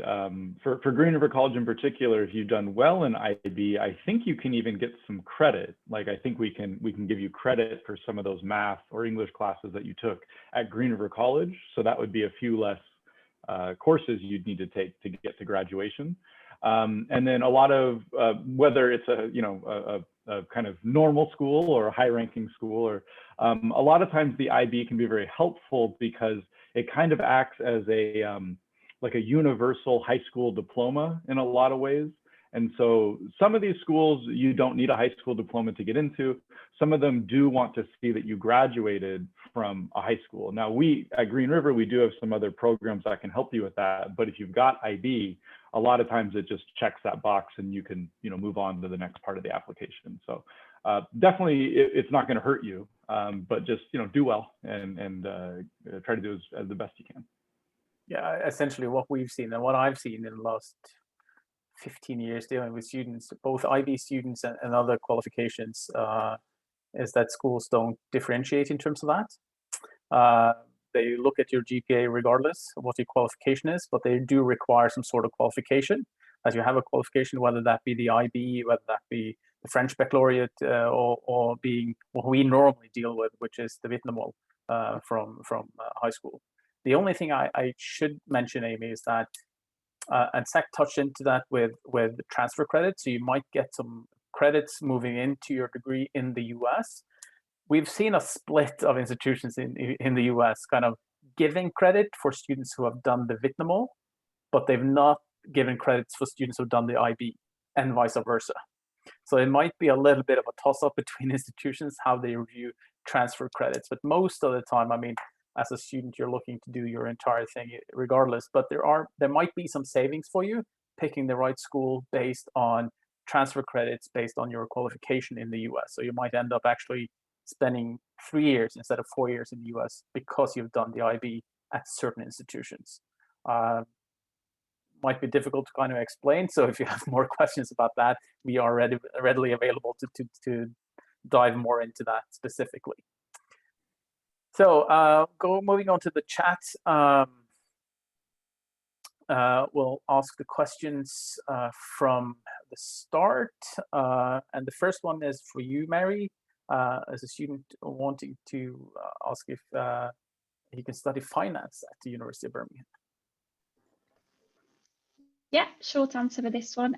So we've got an accounting and finance program at the University of Birmingham. So it's part of our business school where there's a whole suite of different courses. You've got business management, money banking and finance, and accounting and finance. So they're the two maybe finance related course. For more information about those courses and the business school in general, you can have a look on our website, and the entry requirements are on there as well. You actually had a follow-up questions about that entry requirements. I'm not sure if you have that readily available, but I'm sure that once we start asking the other questions, you might bring up that link and shoot it out in the chat as well. I'll post it in the chat. Off the top of my head, I don't have the exact entry requirements, but I'll send that through in the chat for you. Sounds good. And there's a question, the next question is from Jasmine. Norwegian university costs so little compared to universities in the UK and the US. Norwegian international students also have to pay international tuition fees, which is a lot more expensive than domestic students. How can a Norwegian student get a job while studying at a university in the UK or the US to feel or be more financially stable? And how does the university help the students get a part-time job? Jay, you want to take the lead on the UK whilst Mary is searching up the finance question? Oh, I'll do that. So yes, great points, Yasmin. Absolutely agree with you on all of them. Very, very lucky. Norwegian universities do cost a lot less than UK and US universities. So obviously the great part about it, and the part that we are very jealous of, is the funding that you also get from the Norwegian government, so from Lånekassen. So thankfully it does go some of the way, if not all of the way, to funding your studies in the UK or US. One point that Mary and I brought up before as well is that Birmingham and Liverpool are both eligible for extended funding from Lånekassen as well. International students all have to pay international tuition, more expensive than domestic. It is, yes. So it's not that much more, but it can be in some cases a lot more. Domestic students, so UK students, will pay £9,000 a year, whereas international students might pay 16 or 17 at Liverpool, up until maybe sort of £20,000 a year for the same sort of programme. But there are kind of different funding systems in place as well. Okay, so we also might want to discuss the fact that we have some scholarships available. Now for undergraduates, we would have something that for Liverpool, for example, we'd have maybe if you had achieved some merit-based scholarships, if you'd achieved a pretty high grade in your vitnemål, then you might be able to get £2,500. I'm sure Mary might be able to mention as well if they have any scholarships available similar at Birmingham. If you are a postgraduate student, we might have equally something similar as well. So there are other financial sort of aspects to consider. But yes, I totally appreciate the cost involved. It's a big investment. Okay, so yes, you can work as a student. If you are, so all students who are on the new student visa, which all students will obviously have to do from next year, in the UK, we can work up to 20 hours per week. That's when you are actually studying. So if you want to work outside of term time as well, so that's when you actually have your classes, outside of that, you can work uncapped hours.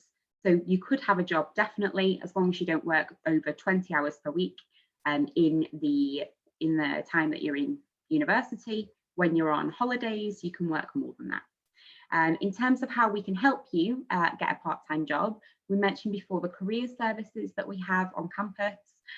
So absolutely, you can go along there. They're not just for graduate opportunities. They post a lot of part-time jobs. Cities like, I'll let Zach go from a US perspective in a second, but cities like Birmingham and Liverpool, both big cities, both lots of employment opportunities, both very cosmopolitan cities, quite young, student friendly, lots of bars, lots of restaurants, lots of shops, you know, various things as well in terms of business opportunities as well, if you more wanted to do internships that are related to your course, paid. So yeah, there's lots of different options that you can do, but both universities will support you in terms of identifying those opportunities, posting them online on our Central Careers Hub, so that you can kind of seek them out and apply for them. So yeah, there is definitely ways to you know, work alongside your studies and kind of supplement the extensive investment that you are considering, admittedly. Yeah, a lot of what Jay said, even the number of hours and that kind of thing, are similar to the US. I'm going to start from a perspective not many people are probably a fan of. I'm going to kind of start from the US government and immigration's perspective. When you apply to a school, or when you apply for your F1 visa, you do have to show a bank statement that is going to show you have the money to cover your tuition and to cover your cost of living. And so the idea behind that, of course, is that you shouldn't have to work in order to fund your education. And I have many different thoughts about that, and I'm sure everybody does, but currently that is the system. So having said that, the idea is that you shouldn't have to work in order to you know, pursue your education while you're in the US. Having said that, yes, as Jay, and I'm sure it's the same at Mary's School at Birmingham, that we do have jobs for students on campus. As an F1 visa student in the US, you are allowed to work during the school year on campus. As long as the job is in service of other students, then that is considered legal. You are allowed to do that. And so that's, you know, welcome desk stuff. That's in our office, like I said, marketing, front desk. We have safety personnel who, you know, roam the campus and make sure people are safe and take people to their cars at night and all this kind of stuff. We have safety drivers who drive students even home and all this kind of stuff. So there are opportunities for it. There are also opportunities after you graduate. At each level of education, you can then go out and work for 1 year. Now you have to work in a job that is connected with your major, and that's kind of a whole nother subject. So there are those opportunities as well. Scholarships are available too, but a lot of that is kind of on you to go out and find them and to apply for them and you know, get approved for them and that kind of stuff. So the basic idea usually is that you won't have to work, but you know, I do have students who do work. And some of them are doing it just because, you know, they need a little bit more extra money, maybe for food or something, but their rent and everything is already being covered, you know, maybe by what their parents are sending or what they already had coming in. So in the US, it is a bit strict for international students. I will say that's one of the things about kind of the size of the school that might make a difference to you. Generally, the bigger the school, the more opportunities there probably are going to be to work on campus. The smaller the school, the fewer the opportunities there might be for jobs that are available to students. Thank you. Mary, do you have anything to add, or did Jay kind of cover everything? I think Jay covered everything from a UK perspective, actually. Yeah, so just to reiterate, obviously the system does sound quite a bit different to in the US in terms of part-time jobs and things like that. So something to be aware of, that there's maybe slightly more flexibility there from a UK perspective. But yeah, all covered. Yeah, and Jasmine, definitely that's one of the things that we're concerned about as well, is that when looking at these career plans, finances really come into that as well when we discuss that with students, because we have to ensure that you go down the track of applying to institutions that you are eligible for admission, but you also are able to pay for that based on your loan cost and funding and potentially savings as well. So when we discuss these things with you, it's all about finding those institutions that cover all those boxes, also including the financial side of things. Next question, I think this popped in whilst you were doing your presentation, Jay. Might be, or Mary, I'm not sure, probably both. It covers kind of both there. Is the job placement always in the 3rd year, or is it possible to take it in the 4th year? Okay, yeah, I did refer to that, didn't I? Yes, so on our programs, because in the UK, obviously the degrees as standard are 3 years. For ours, it's always in the 3rd year, and then you come back in the 4th year to complete your degree. There is a reason that we do that. We give you the 1st year and 2nd year to really settle in, get to know your subject, know kind of have a really good understanding of it. And then when you go off and do your job placement, you have a lot of the skills that you've already learned in your 1st and 2nd year to be able to apply them in a real world context. Now, when you come back in your 4th year, evidence has actually shown that students who have gone away, applied the skills and the knowledge that they've learned in their degree in the workplace, and have then come back to the academic side of it, have a lot better real world understanding, do a lot better in their exams and their coursework, because you have real world examples to refer to, and the way it all kind of just your general understanding is a lot stronger. So that's why it's in the 3rd year and not in the 4th year at the end. But like, just to allude actually something Zach was mentioning about working after you've graduated, if you did then want to do a year's placement afterwards, we mentioned, obviously this is a new visa in the UK due to political changes that we're going through right now. But with the way it works for international students, that you can work for 2 years afterwards as well. So that is going to be a possibility for you guys. Sounds good. I think that pretty much covers it. That Mary, you might have something to add. Yeah, so just to say from Birmingham's perspective, exactly the same. So it's always in that 3rd year for exactly the same reasons that Joe mentioned. So there. Clearly a strong evidence base for it being in the 3rd year, if it always is. Yeah, definitely.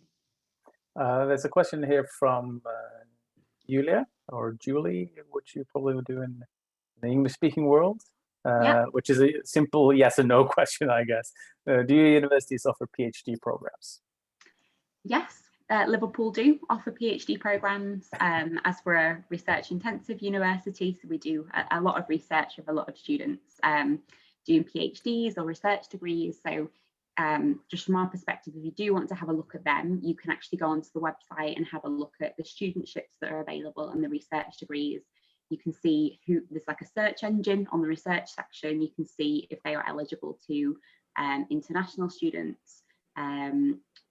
Sometimes they're only eligible to UK students if it's UK funding specifically, but other research kind of funding is available to international students separately. So yeah, you can see all of them. They're all listed on the website there. So it's a little bit of a different application process for PhDs. I'd just say if you have got further questions about that, I don't want to talk about it too much here, but yeah, just kind of maybe let your counsellor know, and we'll be able to kind of help you more offline on that. We do not. No. Sorry. we have 2-year associates and then 4-year bachelors, but really our kind of purpose or our course is to get you to schools where you could do a PhD or a master's. But no, we do not offer them. Mary, anything you want to add? We do offer them, yes. Yeah. So I'm just actually typing into the chat the link to Liverpool's and Birmingham's website pages. Thanks where you so can much. search for it. So there you can go. You can have a look in your own time for that PhD that best suits you. Yeah, I think that the major difference there for a lot of students, so we don't counsel a lot of PhD students because they have a tendency to really know which institution they want to apply to, and probably more so the institution, probably most of the time the researchers that they do want to work with a lot of the time. So, but in the cases where we do that, it's all about having a clear idea of what you want to do research on and figuring out the institution that have that kind of background to back up your interests in terms of that. The next one was from Daniel, but I think we kind of covered that in terms of how you calculate the GPA. So if there's any more questions about that, Daniel, just type it into the chat, but I hope that the explanation I gave a few minutes ago was sufficient in terms of that. And the next one is, how would I know the grades I would have in the Vitnemål if I search early? I can just quickly run through that, guys. I think that's wise in terms of that. So for institutions that have a long history of Norwegian students, like Liverpool, like Green River, like Birmingham, they normally have some sort of conversion scale on the website. For institutions that don't have a long history of Norwegian students, potentially never had any Norwegian students, and really don't do that, they would cover, they would list all the requirements in their own nationality and potentially some international requirements like the IB and stuff like that. The IB score can be a kind of a guiding star in terms of that, because there's a conversion scale from the IB criteria to the Vitnemål, but it doesn't necessarily always give the entire picture of that. So if the institution do not list the actual admission criteria from a Norwegian student in their Vitnemål, it's best to actually ask that institution specifically, what are you asking from me as a Norwegian student, if that makes sense. So the IB question we have covered, and the next one is from Philip. I have a question especially regarding US applications, as I've seen that US colleges often entail extracurricular activities. How is this treated for foreign students, as we rarely do have the same system in high schools where extracurricular activities are readily available? Yeah, that's an interesting question. So, well, one of the benefits, again, of kind of coming to Green River is that you can do those extracurriculars at our school with us. And so this is a way for you to get that experience. The other thing with extracurricular activities, and at least in my experience, is that the extracurricular activity doesn't have to be necessarily sanctioned by any school or any sort of, like, I don't know, governing body or any sort of business. You know, if you just took it upon yourself to, I don't know, find a way for your school to, you know, use less power is kind of a classic example of, you know, people who turned off all their computers at their school at night, or they wrote a small program that did it or something. Those are also examples of extracurricular activities. Now, again, you know, maybe you weren't like part of a club or anything, but still it was like a, you know, something you went out to do to make a difference and to maybe gain some skills, to maybe, you know, help people. And those are all things that kind of come into that extracurricular personal statement part of it, because that now tells us a little bit about who you are as a person. You know, what are things that you care about, and you know, what kind of lengths are you willing to go to accomplish these goals or these motivations that you have. So I would say it's a little bit of I know my answer is probably a little vague, but I would say if we probably sat down together and I asked you a couple of questions about, you know, what are your interests, what are your hobbies, I'm almost 100% sure that we'll be able to find something that we could write about or put on your application. Now, at the end of the day, you know, one of the things that comes up a lot of times with that is, well, what about proof? What about students, you know, who just write whatever they want on their application? These universities do audit the extracurricular activities. And so you know, if they're looking and they're like, wow, how did the student get a 4.0 and do all this stuff? They have been known to come and ask for evidence. You know, if you say that you were on this softball team or you were in this club or something, that, you know, show us, kind of prove it. I've never actually had a student who encountered that. I've always told my students, be honest, just be honest. I'm sure if you did what you said you did, there will be some kind of proof. There will be some kind of evidence. There'll be an email or, you know, the program you wrote or some pictures or something like that. So I don't want that to worry you too much, but just understand that, you know, we have to tell the truth on these applications, of course.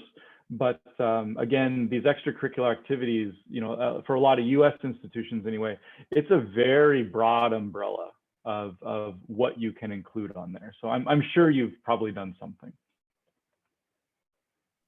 Thank you for that answer, Zach. I hope that clarifies what you were looking for, Philip. The next question is, if I have a GPA of 5.7, does that mean I am qualified for Ivy League school if their entry requirements for GPA is 4?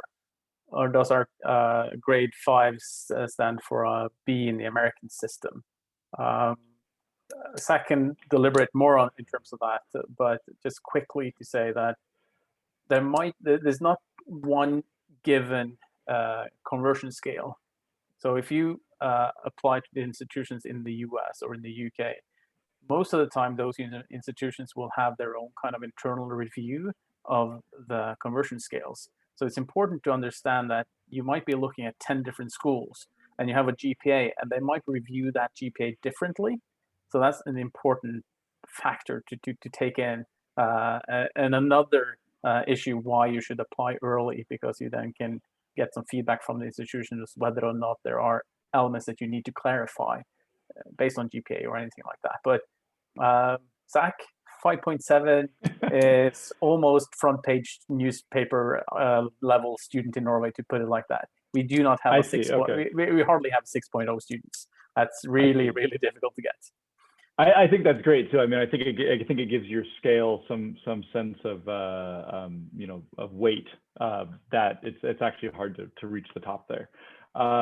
Yes, if 5.7 is near the top, and if that is really, you know, if that's a high achievement, then I think other high-ranking universities should look at it similarly. Now, again, if you're applying to that university or something directly, then that's probably going to hold more weight. If you're coming through a college system like the 2+2, it's going to be a factor. But again, you probably will have now spent 2 years at a college like Green River, where they really want to know more about what have you done lately. So that's going to help you, but the grades that you got at your college are really what's going to show them, hey, you know, I'm ready. I've been doing college level work for 2 years. Here's my grade on a 4.0 scale, and this is what you know, this is what they're probably going to be looking at more closely than possibly what you did in high school at that point. So. Yeah, thank you for that. There's one last question, unless I'm missing something here. So please correct me, guys, if there's something else. The follow-up question from in terms of the placement year that came in. And the follow-up question is, does everything you work on in the placement year is based on what you learned in the first and second year of your studies? Well, I mean, so your placement year will be on an industry placement that's related to your course.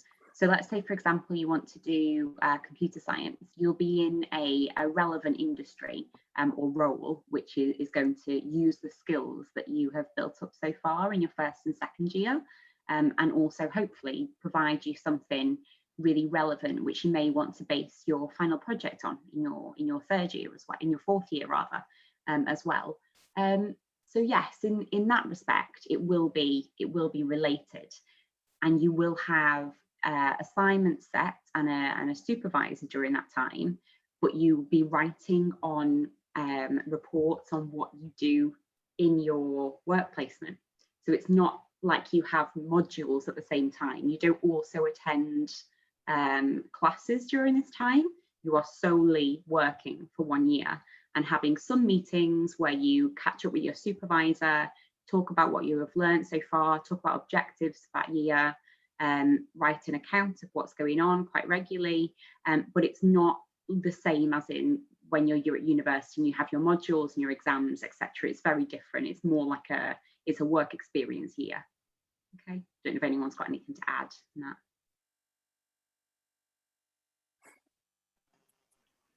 No, not really anything to add. I was just gonna kind of echo similarly you know, when you get onto the job world, certain things will translate over, and then other things it really just is going to depend on where you're working. We have a lot of computer science students. We're kind of in, you know, Amazon, Microsoft, these tech companies are right here in our backyard. And so a lot of students do go over there and they do get some OPT jobs after graduating from their 4-year school. It's very difficult to do it after getting just 2 years. But yeah, a lot of them do come back to us and say, yeah, a lot of what I learned did translate over, and a lot of what I learned, I've never seen it before, and it was just, you know, learning that job. And that's, I think, pretty normal, you know, especially in tech or something like that. I mean, the environment changes so quickly, you know, one day you're doing this and the next day you're doing this. And that's just kind of the joy of having a job, I guess. Mary, did you have anything to add? Or I think they've summed it up nicely. Yeah, so it's just down to transferable skills, really. It's not about exact things that you'll have learned in your first 2 years that you can draw across, but the skills perhaps. And there might be specific modules as well, but looking more broadly, yeah, about the skills that you've learned. Yeah. There's a question, 2 more questions that popped in. The first one from Vinny is, if I have a GPA of 3.85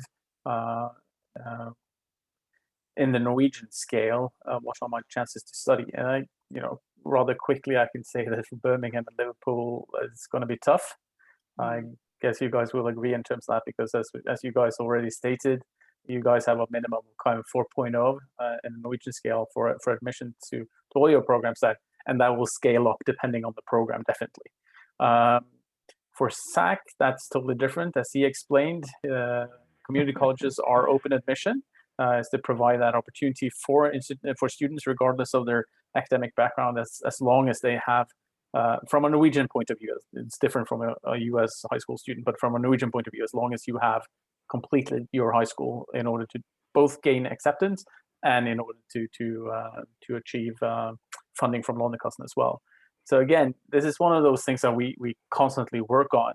And this is a typical type student question that comes up to us and say, you know, I really want to study at a high-ranked institution because down the line I want to prove to everyone around me that I've made it, I've studied at this institution or that institution, but my grades in high school don't reflect that, so I'm not able to get admission. And that's when we sit down and say, are there specific elements that we can talk to and maneuver in terms of that? And Green River College is one of the best in terms of those kinds of things, because you are able to get in and you can change it all about, and you can get a perfect 4.0 GPA at Green River and then transfer on to, whether that be, you know, UC Berkeley or Stanford or other schools that you want to look at. It's never a guarantee you're going to get in, but at least it opens the door, as Zach explained. And just to tag on to that, that's exactly right. There is a school for everybody, even, you know, no matter what your GPA is. And what I kind of like to say sometimes is, you know, you're going to look at more than one school. I think we've alluded to that as well. Is, you know, my general advice is anywhere from 5 to 6, and usually that's going to be 1 or 2, maybe high-ranked, we call them dream schools, 1 or 2 competitive schools where we've looked at your grades, we've looked at what you've done, and we go, yeah, you know, there's a 90% chance you're going to get in. And then we also have what we call safety schools, which a lot of times, these are schools where, for example, Green River, we already have some sort of an admissions agreement with them that says, if you've got this GPA, you've finished the, you know, the associate's degree, you've got certain grades in English and math, your admission to that school is guaranteed. And that doesn't mean that the school is a bad school or anything like that. There's a school in our backyard called Seattle U, which the rank of the school itself is not that high, But as we alluded to before, they have accounting and finance programs that are top 25 in all of the US. And so that's why I think it's important to understand that there's always going to be a school for you, and rank is definitely a place to start from, and something that I'm always willing to look at. But at the end of the day too, what's going to be the best school for you, and what's going to work for you. So. Yeah, great. I guess at the end of the day, there are opportunities to get where you want, regardless of your outcome from high school. Reality is that's what we do. The next question is rather short and sweet, and might be difficult because it might be different from company to company. But Mary, a follow-up question in terms of the work placement: is the normal working hours between 9 and 5? Again, it differs compared to which placement you're going to be in. So just as I'm sure all of us here have different working hours, your placement year is your opportunity to step forward into the world of work. So some companies will have longer hours, starting earlier, finishing earlier. Some will be a bit more flexible. You could have a long lunch break and finish it a little bit later. So it really does just depend on where you're placed, and you might even want to choose your placement around your working hours and what kind of working life you want. These are things that you might want to be thinking about and might want to speak to your careers advisor whilst you're at university, and they can help you find the best placement for you and the best working hours for you as well. I think generally, unless you're doing something like, if you're thinking a work placement in terms of health sciences, if you wanted to go into nursing or physiotherapy or something like that, that might be the exception where you might be doing shift work, so early shifts and then late shifts in a hospital, in a clinical placement. Equally, medicine might be similar to that.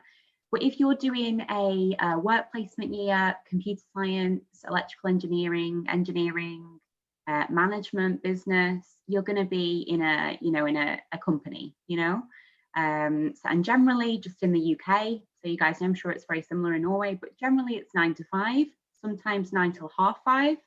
Generally in the US, they work a little bit longer than us, so it might be a little bit different. But yeah, it would be 9 till 6 would be a long day in the UK. I'm sure it's probably a normal day in the US. Am I right? It does. Where I work at, it's 9 to 5, which is very That's nice. good. That's very good. Yeah. Yeah. But I'd mentioned Amazon just recently, and they're a great company, pay very well, but they want you to work. They, especially depending on what kind of projects you're on or what kind of teams you're on, if you have to get a product out, those kinds of work weeks obviously ramp up quite a bit. So. From what I've understood, the burnout there can be quite high, but having just worked there and gotten that experience, that really parlays you into your next job quite easily. Oh, he worked at Amazon, or she worked at Amazon, and we know the kind of people that are coming out of there, and so there's pluses and minuses to it. But it really does depend. I think Microsoft, for example, just sticking with big tech companies, or Starbucks, we also have here T-Mobile. I think those are more traditional. Kind of 9 to 5. Amazon in particular has a reputation for being a bit of a hard one. I think that's one of the things that you get as an international student as well. You get to experience different types of work life as well. Expectations be different and stuff like that. So when you come back home, you're more equipped to different ways of dealing with actual work as well, not just a study in that sense. We have one more question actually from Philip here. I just want to do some follow-up a question in terms of interviewing, both in the US from a general perspective, Zach, although you don't do that at Rangeringer, but also at Liverpool and Birmingham. Do you guys do entrance interviews for admission purposes? I can just answer really quickly. Yeah, Green River, we do not. And most of the high-ranking schools that I've transferred students in the US to do not. Recently, Canadian schools, the University of Toronto, University of British Columbia, these have become more and more popular for a variety of reasons. And from my understanding, I think that they might, and it's usually done online, from my understanding, where you kind of log into a system it will pop up a question, give you 30 seconds to a minute to think about it, and then you record your answer. Certain schools might let you record a certain number of times or re-record a certain number of times. But it's not super common. I generally don't hear about it. I've never really had to coach too many students with that. Now, master's programs, when you're going beyond the bachelor's, I believe that it is more common to have some sort of an interview process going into those programs. But in general, I don't think that you would be running into it.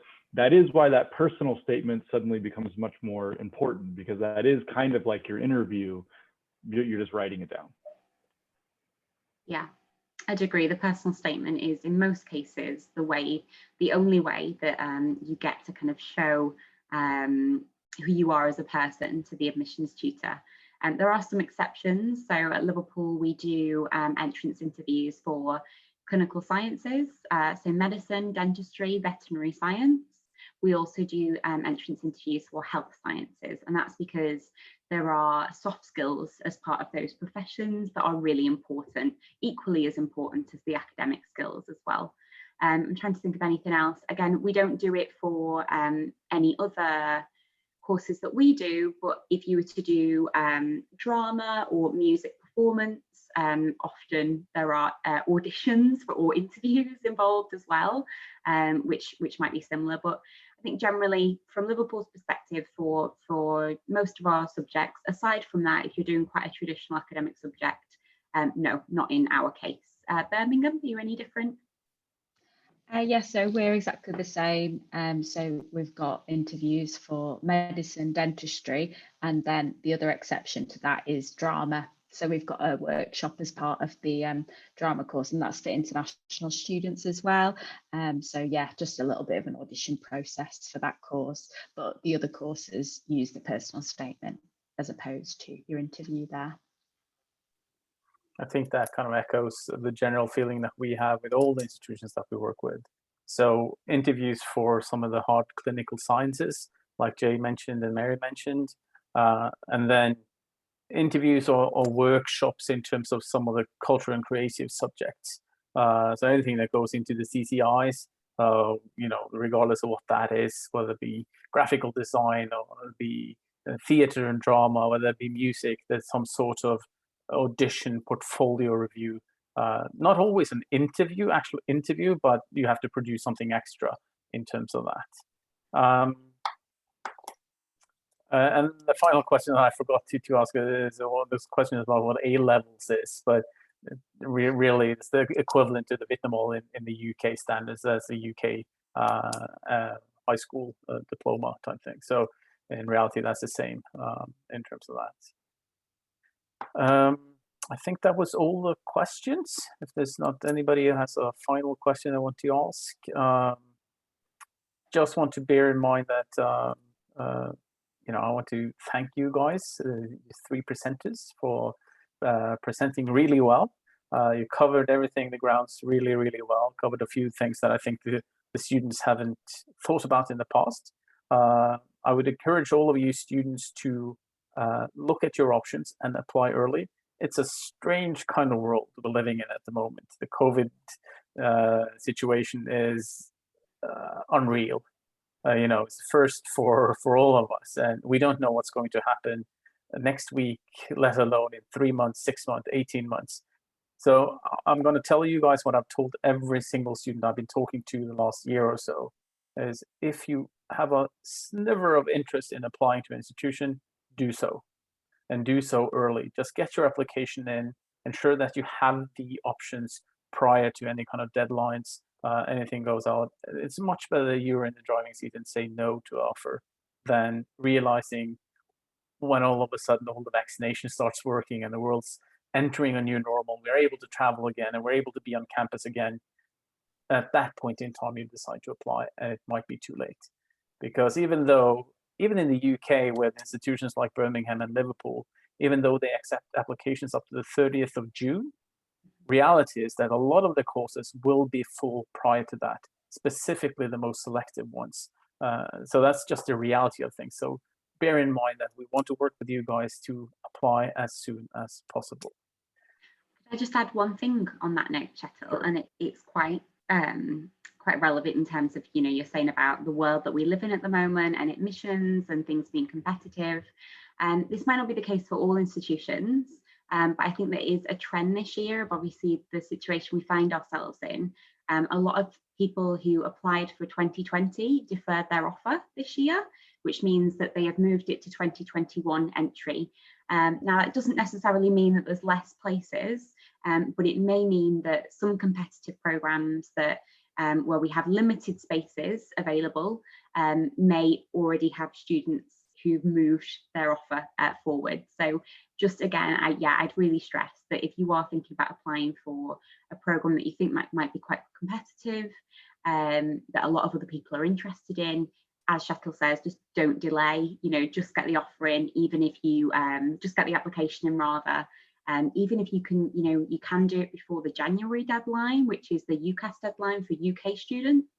That is kind of what I would advise, just to, you know, prevent any disappointment. Hopefully the world will get back to normal, as we're saying, and that will be the case. But yeah, even if you decide not to, there's kind of nothing to lose in just going ahead and doing it now. Thank you. It actually popped up one more question here at the very end as well. So there's a question on whether or not a student has to go into quarantine, either in the US or the UK, if you're still in lockdown in September, or would I have to study online from Norway? I really not in And lockdown is September.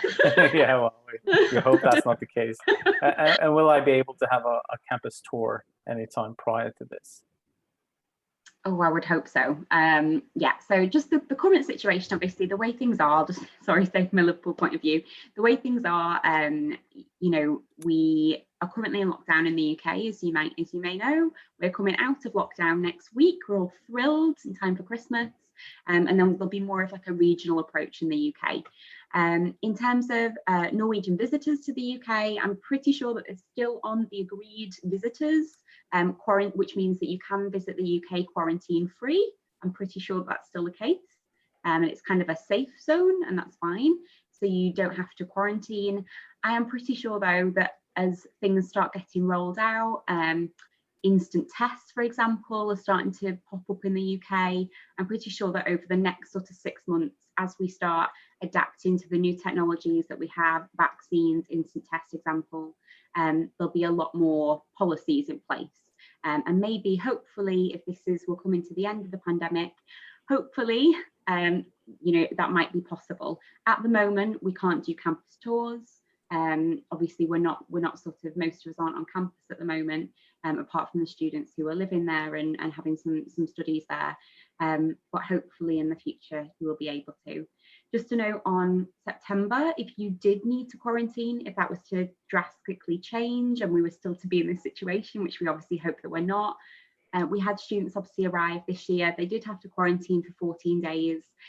We provided free student accommodation to all international students who had to do that. And when they were quarantining, we had support staff as well to bring them food parcels, anything that they needed, and just to support students through that. So if that does happen, we can deal with it. But you guys, at the moment, due to your low rates of COVID, there isn't a quarantine requirement. Zach, you want to add something for the US? For the US, yeah.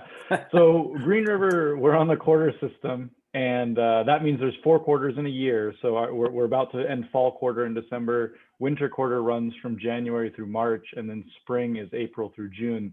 Our school has already announced that we will be online all the way through June. So we will not be holding face-to-face classes during that time. So everything will be online. So obviously, I think a lot of people watching are that's probably not exactly their timeline is coming in the next 6 months. I'm really hoping, as Jay said, I think as everybody is, that by next fall quarter, things can get back to more to normal. Obviously, doing full 100% in-person classes would be the best. I wonder if it'll be a bit of a hybrid version of maybe, like, you know, half of the class comes in Monday, Tuesday, the other half Wednesday, Thursday, and it's still broadcast online or something like that. I wouldn't, I think that's in the realm of possibility, but I'm hoping not. As far as the quarantine goes, yes, right now, I think anybody coming in still has to quarantine for 2 weeks. We do have students who are entering and they're coming to Auburn, but they're still doing their classes online. And they're able to quarantine either at our dormitories or with one of our homestay families. We have a very wide network of homestay families that you can quarantine with as well. So there are ways, that we can work with you if, coming to the US is what you want to do. If we're still quarantining in September, then I'm sure those options are still going to be there too.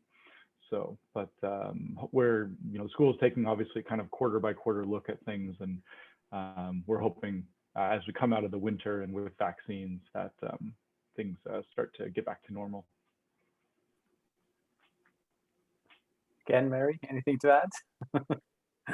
No, I think Jay covered it. So Birmingham's got a very similar approach to Liverpool. Optimistic for September.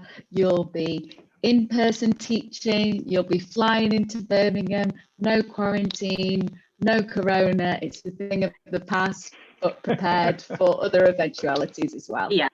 I think, just the reassurance. Consistency is obviously key across the UK universities. We have all conversed and have similar processes. Hopefully things will be back to normal, but should they not be, we dealt with it this year, and we can certainly, we are certainly there to support you should this be an ongoing thing. I think that's I would add.